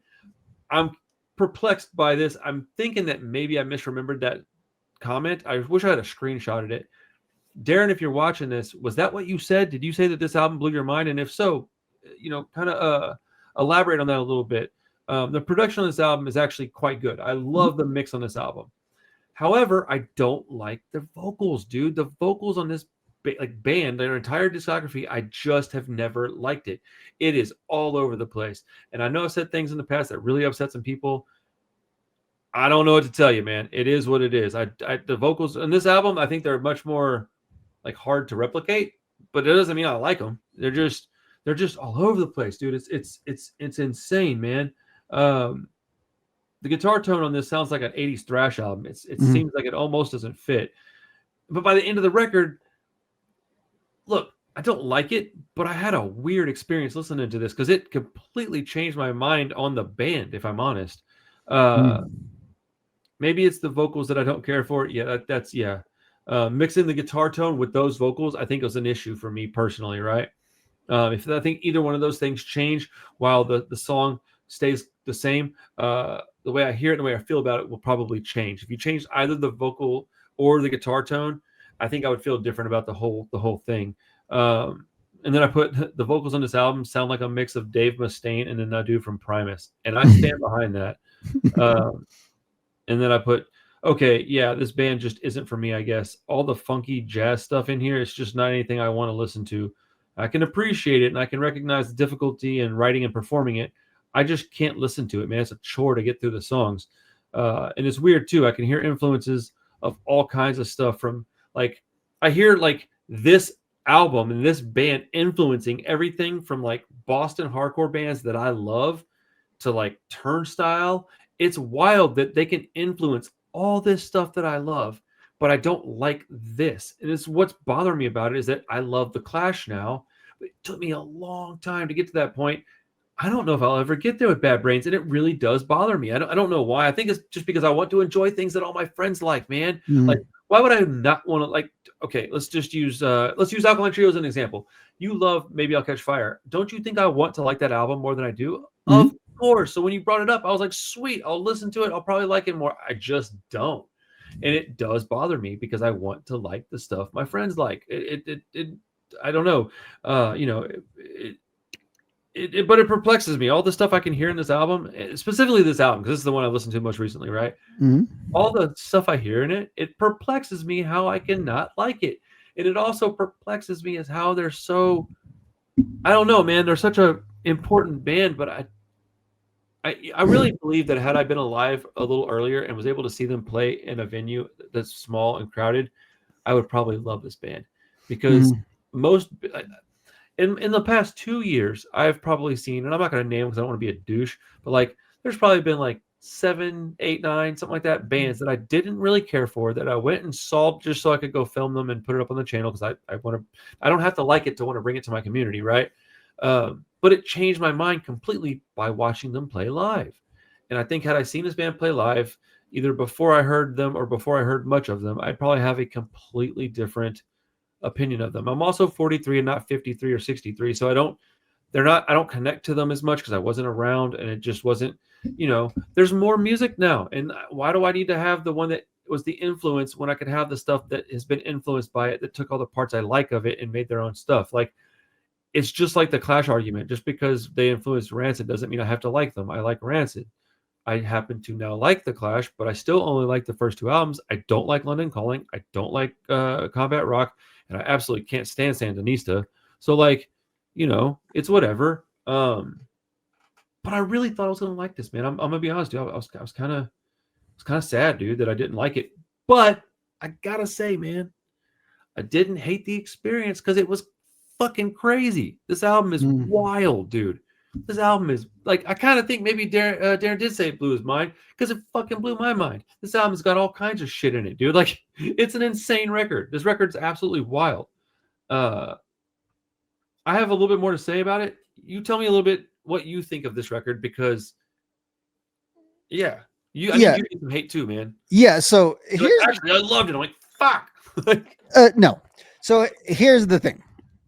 Bad Brains is I almost put that shit all over my keyboard. Bad Brains is one of those bands that's very popular, influential, but it's also pretty polarizing for a lot of like reasons. They're an insane band. So I would, because all we're doing is plugging books on this show. So I know there's a Bad Brains like actual biography, but I would actually point you to two. One is this one that I've Going Underground, American Punk. The most entertaining thread. This one, I think I've talked to you about it. It kind of goes like scene by scene as it goes through the 80s. The most entertaining thread in the whole book is everything that was going on with the Bad Brains, as well as in a book that I think you would really like. It's called Corporate Rock Sucks or something like that. Sounds good to me. And it is it's the story of SST Records. Oh, cool. It's written by Jim Rulin, the guy who wrote the Bad Religion book. So it's a very easy read, but it goes through a lot of SST. And one of the most entertaining parts about that book is their affection, SST's affection for Bad Brains and everything. So Bad Brains is one of these bands that was like, hit the scene in DC, is like famous and infamous all at once. These wild shows that get shut down by the cops and all this, but the members are also insane. You have to remember this. The members of Bad Brains are also crazy and like have this thing for fighting with each other, doing lots of drugs, and getting into all kinds of stuff, including religions and musics and all kinds of stuff. So a big thing that influences Bad Brains after the first album was HR really diving into the whole Rastafarian like culture. Yeah. And that's kind of where the whole sound change kind of comes from, or the whole adding in all of the stuff. So they're not as natural of like the way that Joe Strummer was connecting like two different elements of the streets and kind of connecting them and putting ska and or putting like reggae into punk and that kind of thing. I would say this is a little bit more of just, I'm serious, like HR just got so into the Rastafari and stuff, almost like from the way it's described by some people, like a religious zealot when it came to. So like, because there's like a whole streak of like conservatism within that religion, because, well, it is a religion and has those sort of things to it. And so there are people that like hated the Bad Brains for that and for the what they would do to their sound and how they would change it. With that said, people were always, every time they would break up and they would reunite, those shows would be huge. They'd be covered. MTV would be trying to get their hands on it. Major labels wanted a piece of it. Again, they were always kind of too erratic and stuff to really land. And in like the 90s, they tried selling out and it didn't really work. People were just more into like HR as a personality than actually interested in their music. I say all that to say, I give this album a chance. And it is boring as shit. This album is so damn boring. So I think funk mixes in good with a lot of heavy music. I think specifically metal. I think metal and funk actually can go really well together. Suicidal Tendencies kind of made a whole second half of their career out of doing that. And Bad Brains later on goes a little more crossover thrash, which I think does fit better into funk. Funk and punk, unless you're Flea, doesn't really fit as well, especially the way they're doing it here, where it's like, it's not really like they're blending any funk and punk. There's just like a funk bass line and a funk groove that he's kind of singing over. And I just find this album extremely boring. I find this album very unengaging. I actually didn't find it boring. I just didn't like it much. But it's funny you say that, because I literally, excuse me, good grief, I wrote down, this album sounds more like a predecessor of the 90s funk metal stuff and bands that are an amalgamation of many genres than a hardcore record. I think I respect the album for its complexities. I just don't enjoy listening to it. There are an absolute ton of different sounds in this album. I need to get copies of it for the store, though, because I could recommend this to everyone from hair metal fans to hardcore kids to White Zombie and Faith No More fans. It's kind of crazy, to be honest, because I do firmly stand on that. I even hear some Van Halen in the guitar a little bit, but like, there's a lot of people that have never probably listened to this that would probably like it, that would never have ever given it a shot, because it's always stuck in the punk and the hardcore section. And they're like, no, I don't listen to punk or hardcore. I like, more heavier. This is funk is exactly what this has got. All kinds of that shit in this record, man. Um, it bores me because I don't like the band. Like, it's just not my jam, right? But I think I picked the wrong album. But it's fun to listen to stuff I don't like. I kind of have a fun time, dude. Like, I don't have to like an album to want to listen to it and talk about it a little bit. I do want to go back and do their self-titled one soon because I think that album is probably gonna be the one that I enjoy the most. I hate when I don't like a band that everybody loves because I know it's gonna ruffle feathers, and I don't actually enjoy ruffling feathers. I just don't like steer away from it. It doesn't, I'm not intimidated by it. So like, it's Well, just kind of, it's hard because you haven't found something about this band that you really like every time you flavored it. Like I think Bad Brains are cool. You know, I think they're awesome. They're this cool band. I like that first album. I'm not. This doesn't appeal to me. You know what I mean? Like, okay, here's the thing. I think one of the problems is this. Before I was even trying to listen to this band, and I already didn't like them. I already didn't like them, and then I found out about their like homophobic situation in Texas, and I think they sent like either an actual letter or they said something to Biscuit from Big Boys down in Austin, and it was a big deal apparently. Now I wasn't around for this, so I'm not speaking from experience. I wasn't there or anything like that, but I got a couple buddies that were around when that was happening, and they all hate Bad Brains. They're like, no, that band. They're like, fuck Bad Brains, and I'm like, oh, that surprises me. You love hardcore. They're like, yeah, I also love queer people. They're my friends. They're my, I got family that are queer or whatever their, particular point of view is. But like, I personally have a pretty big community of queer people. Like LGBTQ plus community is really important to me. I listen to a lot of folk punk. The trans community is very prevalent within folk punk. Pack Mentality, they go by we are a queer hardcore band. Poppers are a queer positive pop punk band. Like, that is an important community for me to protect and be aligned with, even though I'm very much a heterosexual male. I don't care. That community is important to me because a lot of because they should be, first and foremost. You shouldn't have an issue with somebody because of their sexual orientation. That's ridiculous. But like, I'm personally close to a lot of people from that community. It's, and just like, I lived in like Third Ward, Houston for a long time. So I'm more comfortable living in a heavily black or heavily Hispanic neighborhood than I am like a uppity white neighborhood. Like, I don't have many friends where I live. I live in a really, honestly, place that is pretty outside, but outside of my neighbors to my left, who are like that I talk to and I know they're cool. I don't know that I can trust anybody out here. There's a bunch of MAGA hats and shit, dude. Like, based on that alone, I probably can't, anyways, I don't mean to go on some rant. I don't assume, or I do assume that they probably don't feel the way that they used to feel about that at this point, or maybe they do and they just don't talk about it. I don't know. They're entitled to feel how they want, I guess, but I know that was a big deal and that sucks. And so I had this like weird thing that because I learned about that when I already didn't like them. I think it's really hard for me to get over that, which is stupid because I how many years ago was that? Was that in the 80s? Like, I don't know. They had, that's what I was referring to earlier. They had a reputation for that kind of stuff throughout the decade, and there were people that kind of hated them in that kind of way, especially because especially that too, because there's a lot of like, I would say, what would you call it? Like, yeah, punk, just like anything else, has tons of like machismo and a lot of like, I think like a lot of sexism, and it's a very male dominated space in a lot of ways. And like you were talking about how like Riot Girl kind of had to form itself out of that. But the queer community had always been very associated with punk. I think always, dude. In a lot of ways. We go back to the New York roots and all of it, and there's always been like a, one of the first music genres I think has like a subgenre of, what you call like queercore and that kind of stuff.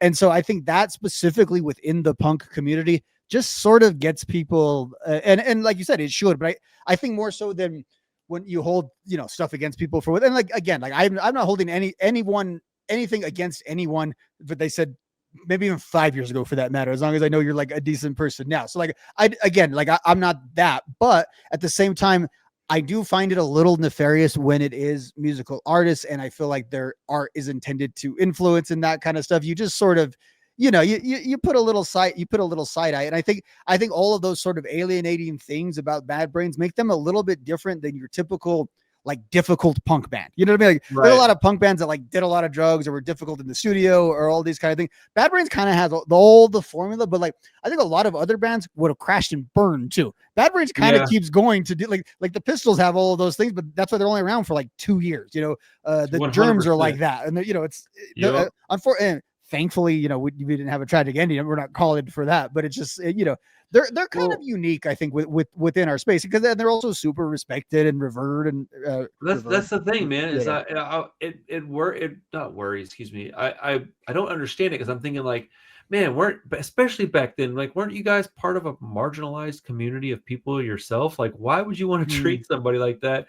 Religion included. Like, I'm not fairly religious, but I believe in God, and I have things that I think and believe, and I don't treat people like that. Like, it doesn't say anywhere to do that in the stuff that I've read. So, like, I just find it incredibly off-putting to just treat people like that. And so I think I use that as ammunition, is my point. And we're talking about this more than I really wanted to, I guess, but whatever. It's a hot button topic. It's an important thing to part of their talk story. about. I think It's part of their story too, and I don't know how they feel these days.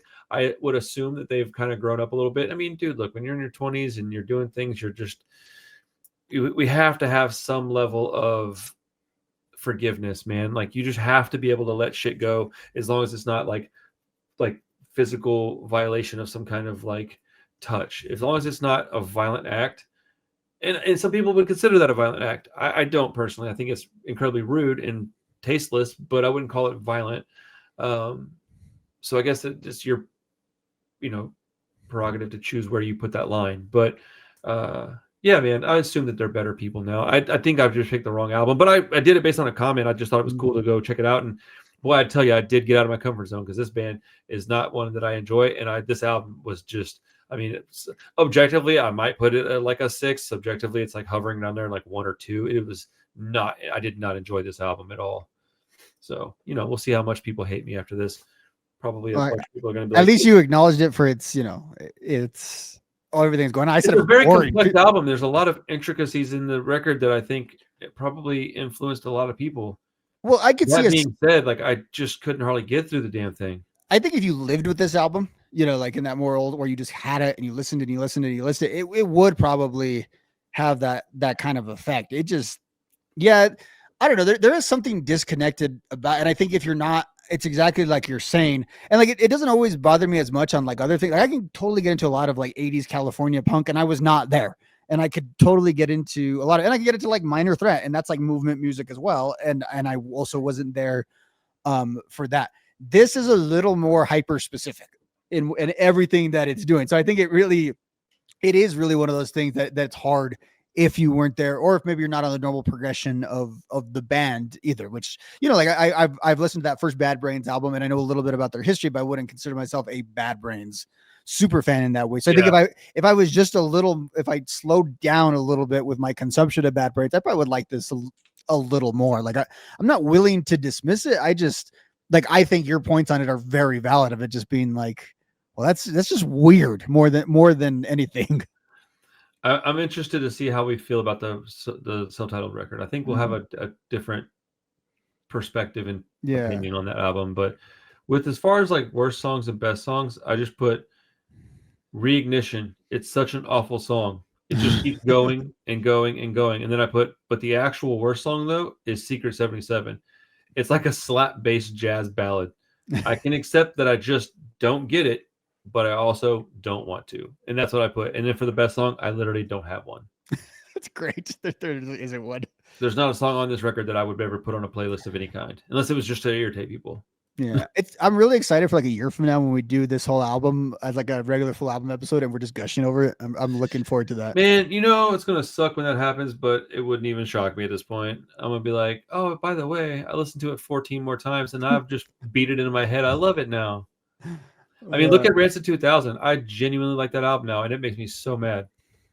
Like, I still don't listen to it often, and there's a bunch of it that I would like rather just skip over, but there's enough songs in there now to where I'm like, fuck it, I'll just play it, like whatever. Like, and I know it well enough now to where I kind of know the song, so I kind of hum along even with ones I don't care for. Oh, bro, it's so dumb. I was thinking about this now, seeing that this was on SST, and that's a funny thing. Going back to the SST thing, the thing about both the band Black Flag, which I know you've had a little bit of history with recently, Yeah, shout out and Henry Rollins for emailing me back and telling me fuck off. the thing about them that they always try to make clear, well, they don't try to make anything clear. Black Flag and SSC never make anything clear. They just do things. They don't clarify anything. But what is punk was one of the elements that they liked, specifically Greg Ginn, but it wasn't what he ever intended to be the fullness of his output or his like he never.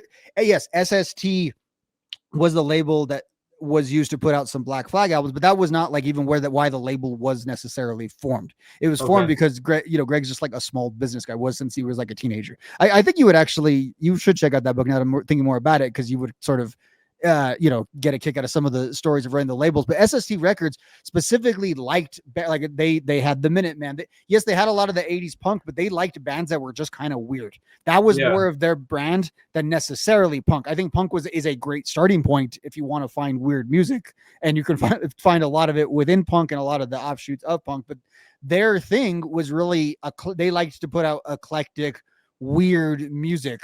And I think, like, by that definition, Eye Against Eye falls firmly into that just sort of weird, eclectic, genre bending and blending music. It's funny because now I think what happened as like the 90s went on, when we talk about this a lot, these early fusions of music, it's very like clumsy, right? It's like they're not really always creating like these new sounds. They're just putting, like this. There's a little bit of funk, and then all of a sudden it goes to a little bit of punk, and they're doing these things. Very chaotic. And I think that's what's kind of weird about it when we look at, like, when you go into the 90s and stuff like that, and even beyond that, even now, like there's a lot of subgenres that are mixed into like bands that are punk or punk adjacent, and it kind of becomes its own sound that's a little bit of a different thing, where this just found, I don't know, like if it's the difference in like a salad in a melting pot or whatever, you know what I mean, where everything's sort of merged together or everything's kind of disparate. And I think this stuff is just kind of disparate, and I think that's where there's just a little bit of a disconnect.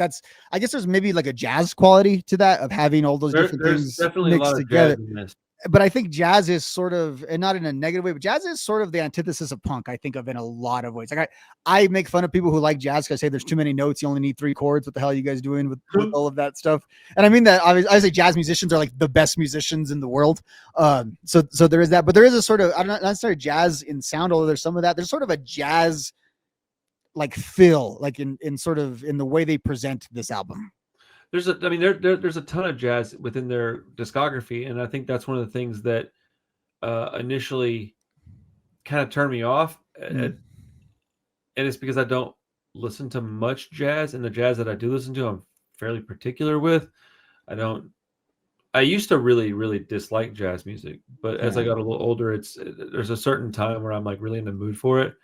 It's never gonna be my genre that I really love and like gravitate towards, but I can respect jazz. Like, I just don't think it makes a lot of sense when you mix it with. I don't know. This album is incredibly weird. Like, yeah. I don't know. I would love to hear what people think about it. Maybe people are going to agree with us, but I don't think so. I think people are going to say like this album's some kind of. So I think, and I might have my history on. I think people hate the sophomore album and then love this one again. I think people, but I could be Rock for Light. Is that the one? I think so. Yeah. Okay. I know people told me that was a strange one for me to get into first. Okay, so I think people don't really like that one, or it's like I think people like returned for this one. Is I think kind of the narrative. Okay. Just not you and I. That's interesting. My apologies. I had to send them an email that was kind of urgent. Sorry about that. I was listening, but I was typing furiously trying to get that out. I was like, if I don't do this now, I'm going to forget, and it's going to cause problems. Small business. Let's hear it. Yeah, dude. I don't have a lot else to say about it, man. I don't know. I've kind of gotten over the whole idea of just sitting around bagging on something. I just say my piece and then move on. But I do think there's going to be. I firmly believe that there is an album by this band that I'll like, and it's probably their first one. I just haven't gotten into it much yet. I listened to it. I think that's the one we did the video on, the live stream, and I liked quite a bit of it. Let me look. You did do a stream on it like years ago. Is that the one I did? Yeah. Okay. Yeah. That was a year, and dude, that's coming up on 2 years ago, bro. That's sort of like around the early parts of you to the channel. I feel like that was that was February of 24, bro. Crazy. The birthday of the channel is April 28th. Oh, okay. Yeah, 27th. Yeah, 2023, right? Yeah, That would be. yeah, Yeah. and then so and Sorry, like when we started talking. Yeah. yep, and like about 5 months we turned 3 years old. We're 2.5-year-old channel right now. I'm really proud of the growth we've been able to accomplish within the last couple of years. I did a whole video. Did you see that thumbnail that popped up? Why does my channel exist? It got a No. fair amount of views, man. No, I mean it's not like thousands and thousands or Yeah. anything, but it's let's see where we're at. 600-700, and I was a little surprised. I don't ever expect a video like that to get tons and tons of views. The YouTube must know we're talking because I pulled up just my phone, and the first thing that comes up is when Blink 182 changed their sound. It's you and I talking about Untitled. Oh, nice, dude! My thumbnail game is improving too, man. I'm working hard on it. You didn't Photoshop? Is it that? Yeah. I don't ever use Photoshop. I just edit it on my phone, but like, Oh, nice. I've been like looking at other. I'll go to like my YouTube like for you page, and I'll look, and I'll do this. I'll look away from it, and then I'll turn and look at it, and I want to see what is grabbing my attention immediately. And then I'd write down some notes, and I try some of that stuff. If you look at my last 2 thumbnails, they're probably the best thumbnails I've ever made. The Propaganda one is amazing, dude. That thumbnail came out so good. I layered it, and I worked hard on that thumbnail. Shit, I worked harder on the thumbnail than I did the video. The Propaganda one did you just drop that? Like that just came up. That came out today, yeah. But like, yeah, the Why Does My Channel Exist got like 550 views or so, and it's like just me talking about for like 20 minutes, just talking about like how did I get here. I talk about you quite a bit, obviously, because okay, now I'm seeing the video. I found it. Without you and me doing that little collab, I don't think I would have even started this channel. And if I did, it would have been much later. I wouldn't be anywhere close to as far down the towards where I want to be as I am. I don't have any idea, any reason to believe that I'll hit no million subscriber mark, but I do feel like 100K is a reasonable goal to shoot for. And we're almost at 14. We're not even 3 years old yet. I don't know. Anybody that's watching this, thank you for your time. Thank you for all the new subscribers. We're moving it up to 14K pretty quick. So we hit 13 pretty recently, and we're 160 away from 14.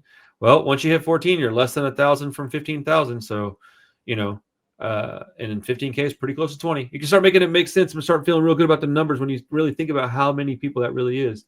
That's the thing that people don't always appreciate because, compared to, essentially a media figure, even if it's 200 people that are watching your video, oh, that sucks. If you had a crowd of 200 people, you'd be like, damn, we had a decent house here at this, bro, I'm telling you, man, session, I never want to be or will be Mr. Beast. That is not what I want to be, man. I would rather have like 47,319 people that are dope than 419,000 people that don't give a shit about me or punk rock. I don't need those people in my life.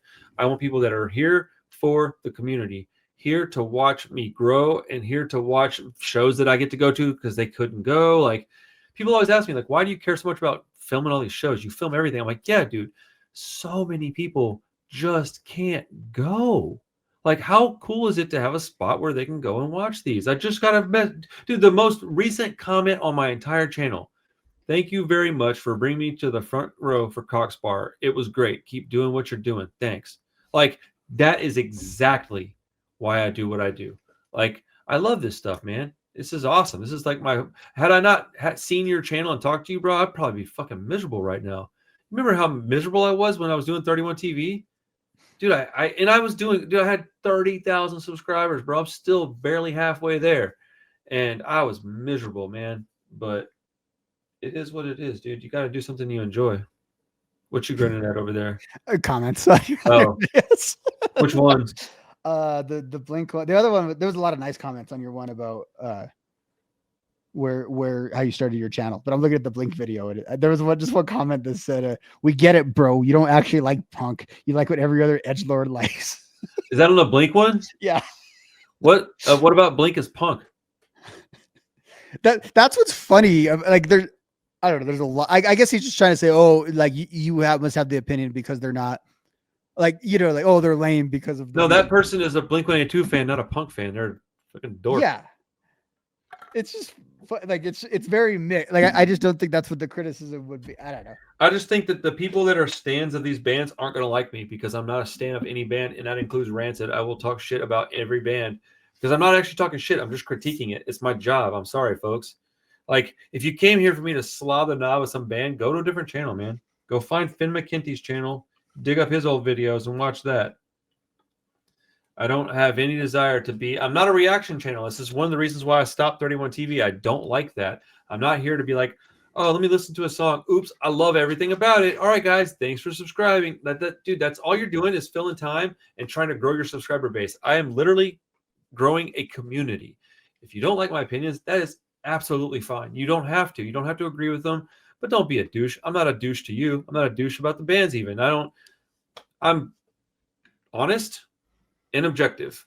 That doesn't always please everybody, but I don't think I've ever just outright been like rude about a band really that I can think of. Maybe said like an album sucks, but I don't even think that's rude necessarily. It's just an opinion. But I've never called anybody a name. I don't talk about the members of the bands unless it's something that's factually like what we talked about a couple of weeks ago with AF. I don't get into that stuff. Like that's just not. These people are soft, dude. They're soft. That's the problem. They're soft. My favorite album is Self-Titled. This one, Blink-182, got good. Well, good. Listen to it then, man. Like, you know, if you don't agree with me, that's fine. But edgelord, bro, no, I can be edgelord if you'd like. I normally go through your comment section for self-validation. Make yourself feel better. Yeah, because again, like most of this, it's all about you. Most of it, and then oh hey, good to see Rob. Cool. And look, I'm like, yeah, I get a serotonin boost off of that for about 3 days. You know. I understand. Okay, look, I've got a pretty great community and I've got a decent following on the platform, right? But I would be lying to myself if I didn't admit that I am a polarizing figure on YouTube, even within my own genre, dude. Like, because there's like the pop punk kids that don't like me because I don't love everything that's not even real pop punk. It's just pop music with a couple of, you know, punk-ish chords throughout their album. Dude, listen, man. Bands like the Starting Line, that's not a pop punk band, it's an emo band, dude. Like all that shit is not pop punk. It's fine. You can even disagree and say it is pop punk. I don't actually care that much, but my opinion is my opinion. But those kids don't like me. And then you got like the super punk kids that are like Crass fans and shit. They don't like me because I'm not anarchist enough. Like, whatever, dude. I can't please these people. There's a fucking huge community of people that like skate punk and street punk and oi music, and we get along great. So I don't care. Whatever. You like me, you like me. You don't, you don't. You're here watching me, so thank you. That's the thing is they all talk all this shit. Where's your channel at, man? Hey, what band are you in? What label do you own? What's your record store called? Fucking shut up. Like, what are we doing here? Should clip that. That should be like your channel trailers. You just saying that. Dude, you know, I've in the comments said, dude, you don't want to play the punk credential game with me.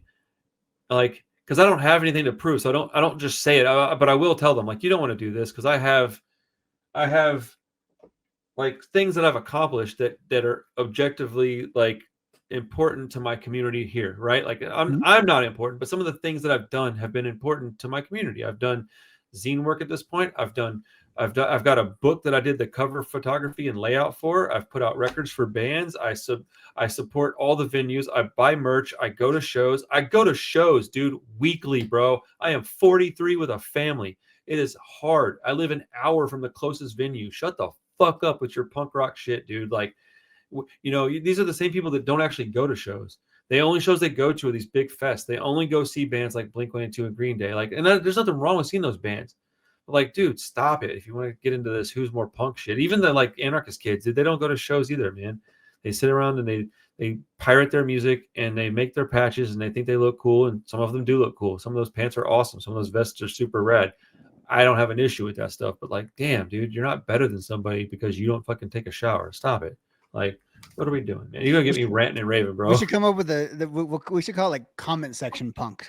You know, like mall punk used to be the criticism, which they should have like a new sort of criticism for people whose whole punk existence is their online. Yeah, you know, phone punks or something like. Yeah, mobile internet. Punks. I mean, fucking mall punk, internet punks. They're the same. That's what they are. Internet punks. Frauds.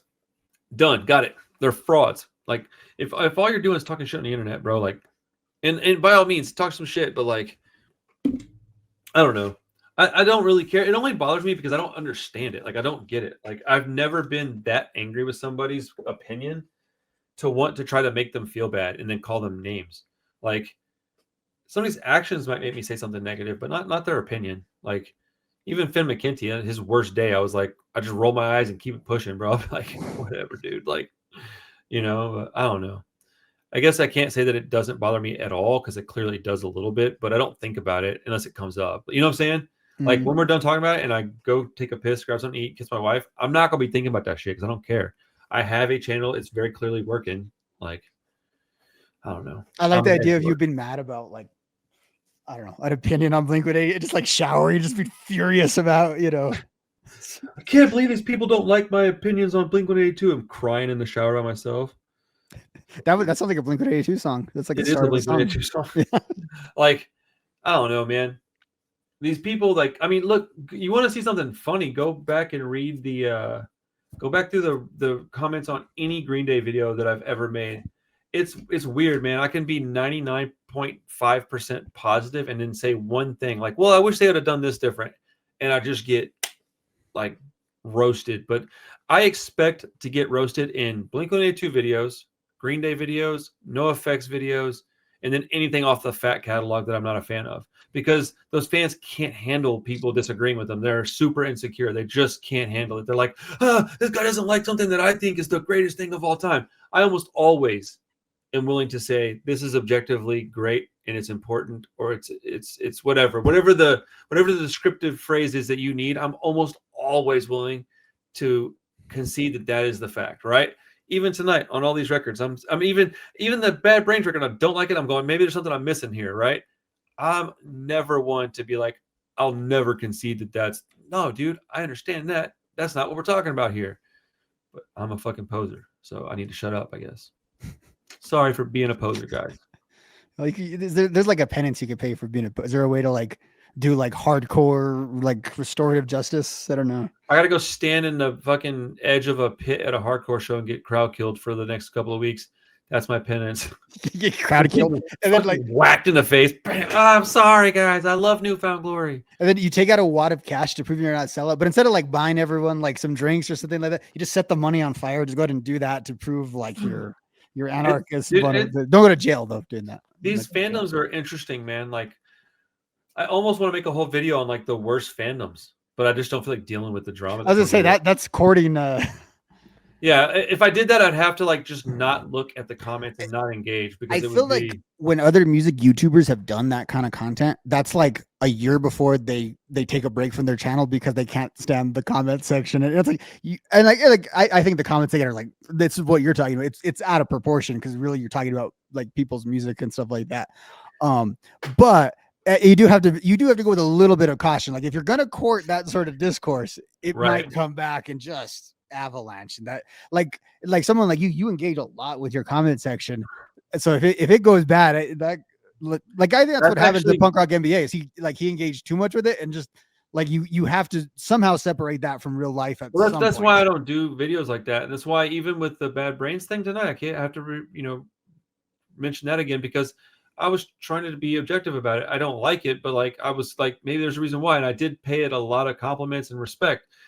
It's just not for me. But like, the problem is that the fandoms are it's a weird place to inhabit. Like if you're engaging with fandoms, that's already asking for trouble. Like it's funny because we critique music and parts of like music culture, but we don't really critique fandoms that much other than it will admit if we didn't like a band because of the fandom that was right. And I've associated with a few that are problematic, but that's honestly I can prove that it's not my opinion, it's a fact. Those fandoms are problematic.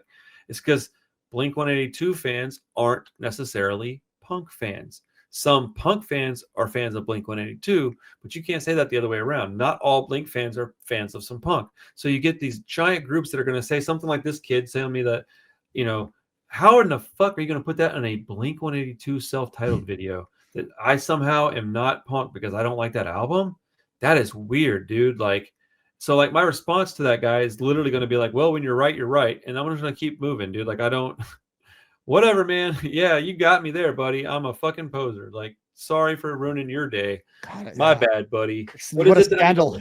You're caught it now. What's my favorite album? Help me out here. Let me know. What is it that I need to like? You fucking nerds. Like, it's just so weird, bro. It's such a weird space that they fill. Like they just, I don't know. I just can't imagine feeling like that about anything, dude. Like it would have to be somebody talking shit about you before I would get all upset about it. Like I'd be pretty bummed out if somebody shit on you or like Nitty. I would probably come to your defense and be a little abrasive, right? But they could tell me that "And Out Come the Wolves" is the shittiest poserist pop punk album of all time, and I'll just be like, "Whoa, that's weird." Like wild take, dude. And then I'm on to the next thing because I don't care. But yeah, I'm active in my comments, dude. People really like it, and I got a pretty good community, dude. Like I've got a fair amount of people. I mean, by and large, what I say is either a fairly reasonable take or it's respectfully disagreeing. Most people are cool, man. I used to get pretty bothered by it all because people were really fucking mean. And then I just realized that I shouldn't care what, if you're that mean on the internet, I shouldn't care what you say. Like it just, you know what I'm saying? Like there's a point where it goes, oh, well, this person's saying this probably to just be a dick. They probably, like that guy saying that edgelord thing. The only reason that he called me an edgelord is because he was trying to get under my skin. Otherwise, he would have said something different. It wouldn't have called me a name. He would have said something like with a point of like argument, like his perspective. Like, well, I like this because of this. What about this though? And that's super interesting to get. That's when that can get fun and you're engaging because then you're right. Because that's when I go back to the actual yeah. response that could be a paragraph and not just sure, buddy, with a thumbs up. You know, like yeah, whatever. Thanks for the engagement. But like, you know, I'm not perfect and I'm not feelingless. So it does bother me to a degree, but it is not a significant degree. I don't think about it when I'm done with this. I see it, it bums me out, and then I move on because it's just kind of how I am in my real life, though. Is like I get angry and then I'm fine in 5 minutes. I don't hold on to things. I never have really. It's one of my superpowers, honestly, because, you know, if I stayed angry at stuff, I would be a miserable person. But, you know, there's a lot of stuff out there that bothers me. I can't afford to let it ruin my whole day, but. Yeah, man, that was a good talk, dude. It was a long one. We haven't done a long one like that in a while. That was a fun time. I think, oh man, I keep wanting to cover Crass because I think it would be a popular episode. I need to listen to an album and figure out if I like it enough to be positive about it because I historically haven't liked that band. But the other day I listened to some of their stuff and I kind of enjoyed it. I was a little surprised. So I think I need to do some reading first and come up because dude, I'm not trying to upset anybody, but I'm also not a historian, and I've never been a fan of that band. So when I did the same thing with Conflict, it pissed everybody off because all I did was review an album, and I didn't have the history of the band. I'm like, why would I have the history of a band I was never a big fan of? Like, I don't know, dude. Like, I'm trying to do this shit right, but fuck, dude, I don't know, man. We're reviewing music, not talking about the history of a band. It's strange. We touch on things a little bit, but only if we know about it, right?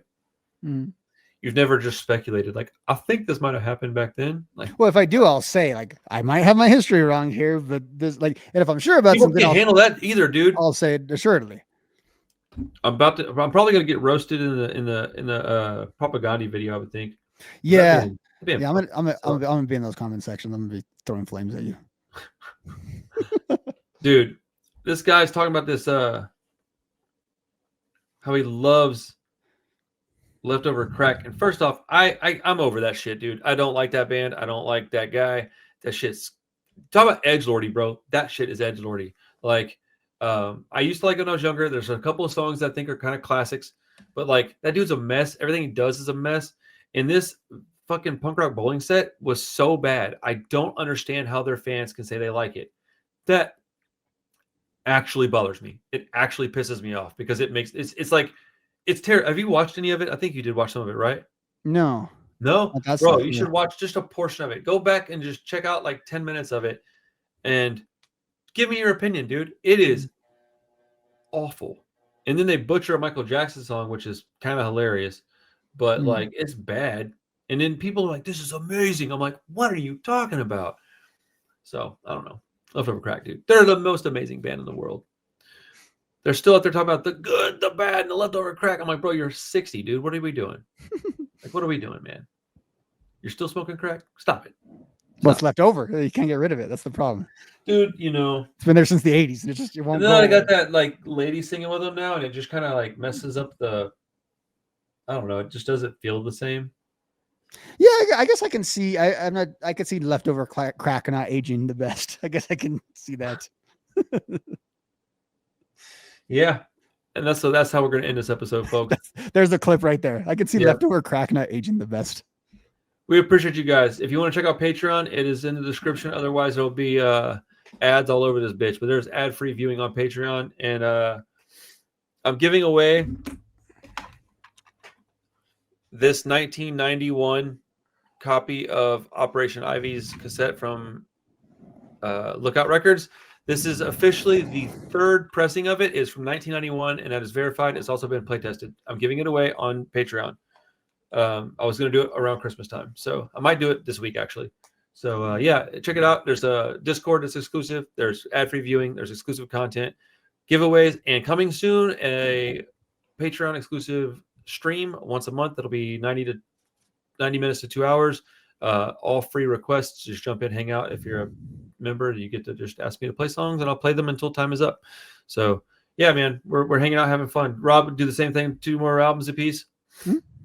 Hell yeah. Are you down for like a Husker Du or a Crass listen, or do I need to wait? Okay. Yeah, I got the time, and all right. I know a little of those bands, so like diving into an album would be. I'll come up with one that I know you already have a lot of knowledge on, and then one that I think you might have to listen to. I'm going to not give you 2 that you have to go sit down and go through, because I think that's unfair. So just let me know when you figure out a couple, and we'll give it a couple weeks. We'll do this again. Yeah, I think this time I'll go for something. You went for something really like pop punky in that sort of mid 2000s. I think I want to find something in there. There you go. And then pick something that maybe I won't like much, but that's kind of popular. Like I tried to pick like one that's like really popular, which was the MCR pick, because I just want to get some views and some interactions. I want to talk to people. It'll, we weed through the trolls and get to the true fans of discourse and like talking and stuff, and that's the people that I'm interested in having on the channel. So yeah, so I'll do one of those, and then like a classic punk album from either the 80s or 90s. So I'll dude, the next video with Nitty and I, listen to this lineup, bro. This is crazy. We're doing the same thing, right? We got the Germs, Zero Boys, Dead Kennedys, and the Damned Machine Gun Etiquette. That episode's gonna be a banger, dude. That's gonna get a lot of views. All 4 of those albums, that's crazy. I'm hoping a Dead Kennedys conversion happens somewhere with you. That's you haven't heard? Oh, bro. Did it happen? I came around on the Fresh Fruit for Rotting Vegetables. Like it came up on a bunch of lists, and I won't make this a long spiel or anything, but it came up on a bunch of lists, and I was like, okay, all these people are saying this is like 9.5 out of 10 or better. What am I missing? And then I listened to it, and I was like, I think it's just like, I think I just finally decided that I'm back on the DK train, because I liked them when I was in junior high, and some of it in high school even. And then like his voice started really irritating me when I was in my 20s. And then I learned more about Jello, and I just didn't like him. And so I never really went back. And I think now I just don't give a shit about any of that. I don't care what he's doing. Doesn't matter to me.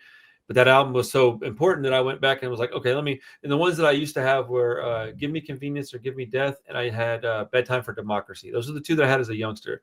So going back and listening to Fresh Fruit for Rotting Vegetables, I got to hear some songs that I hadn't heard very much. I'd heard all of them to a degree, but I hadn't heard them very much. You know what? I actually think that I could probably say that was my first time really giving that album a listen in its entirety. Right. And there's some songs on there that I really love. Plus, obviously, Holiday in Cambodia is like a classic. So, yeah, I'm like 65% there. Like, I like them enough now to be like jamming some of their songs. Yeah, man, good shit, dude. And I went and saw the Queers, and in Austin with my daughter, and we were in this record store, and this kid standing there talking to me. And we're talking about this AFI album that's on the wall. And we're debating whether or not it's worth $50. And I was like, yeah, but he's like, I wouldn't pay $50 for that. And I was like, it depends on what year it is. And he's like, that's 2017. I was like, okay, well, that's almost a decade ago. So you're looking at a 10-year-old record. What color's the vinyl? And I look at the thing like, okay, it's gray marbled vinyl. There's only like 200 of those. I was like, so yeah, it's a 10-year-old record at this point. It's a beloved band. It's a beloved album because it was The Art of Drowning. And I was like, and it's on a low print number. And I was like, it's definitely worth $50. It may not be worth $80, but it's worth $50. And we were just chit-chatting. I mean, it was a very cordial debate back and forth. He was a very cool kid. So I was talking to him, and then I'm like, so what are you up to tonight? And he's like, oh, nothing much. And I was like, yeah, I'm taking my kiddo to see the Queers. He goes, oh, cool. I'm playing that show. And I was like, oh, cool, man. And I'm thinking like, oh, so I was like, oh, who are you playing with? And I was looking at the flyer earlier today, and they didn't have like the opening act on the flyer. So I was like, so what band is this kid in? And he goes, oh, I play in Black Flag. And I had to like physically stop myself from going, what? This dude was like 20, bro. He was That's what they're calling it, the Gen Z Black Flag. It's yeah, dude, it the was a Gen bass Z player. Black Flag. Yeah. And let me be very, very clear about this. Dude was super cool, man. Like I don't have an issue with him playing, but it just caught me completely off guard. And then I felt a little bad for not knowing that's who he was. The lineup just formed like 3 months ago, and they're specifically like had no disrespect, but no name people. Like that's kind of the idea of this lineup. Yeah. Plus. Like Greg Ginn and his grandkids. Like, he was a cool kid though, man. But I gotta say, dude, I gave my daughter the opportunity to get out of there after the Queers, and she said, "Let's go." So we left. Like we drove to Austin, watched the Queers, went and had pancakes, and then drove home.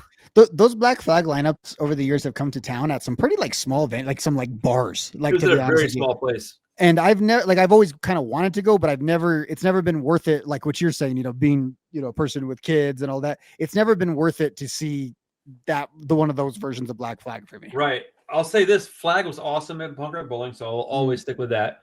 Dude, the Queers rocked my face off, dude. So they still got it. I couldn't believe how good they were still. Like, look, dude, shout out to Joe. He was a cool dude when we talked, but I didn't think he still had that in him. And the crowd, look, dude, that weekend I saw Bullshit Detector, Liberty and Justice, No Time, Dark Thoughts, Beton Arme. Oh my goodness, dude, so many bands. I flew to LA and watched Homefront, Dillinger 4, and Cox Bar. And then I came home and drove to Austin and went and watched the Queers, right? So all within 3 days, I watched all that. 4 days, sorry. 4 days, I watched all those bands, right? I think the Queers might have been, if not the best, top 3 minimum sets that I saw that weekend. They probably were like just behind Cox Bar. They were probably the second best set that I saw the whole weekend because the crowd was into that shit, bro. I was so happy, dude, to see the crowd just like fully, dude. And the video, I'm going to put it up tomorrow. It's going to be great, man. It was a lot of fun. All right. I am going to officially shut the fuck up and let you get back to what you're doing. I'm like sort of late to my stream now at this point, but yeah, man, let me know when you figure out a couple albums. I'll send you mine. And oh man, I guess I'll have to I kind of want to do Crass. I think I could probably listen to Crass easier than I can listen to Husker Du. But if I go Crass, then Husker Du, I'm getting like more and more like out of my element. I think I could probably make it through a Husker Du album in a couple of months. But I'll have to like preface the Crass talk. Like, help me remember to do that. Like, hey, look, not a fan of this band necessarily, but I'm trying to become one. This is my thoughts on this record type shit. Because I'm not trying to agitate people. Like, that wasn't the idea behind this episode. Even though I didn't care for the records, but that's never my idea. I don't ever want to just go, hey, let's agitate people. So unless you're Aaron Miklo, then I don't give a shit. All right, brother. Hey, when's your Christmas break? Are you going to be out of town or anything? Do I need to prep for that? Probably not. We could keep basically the regular schedule. Cool. All right, man. Talk to you soon. All right. Later, everybody.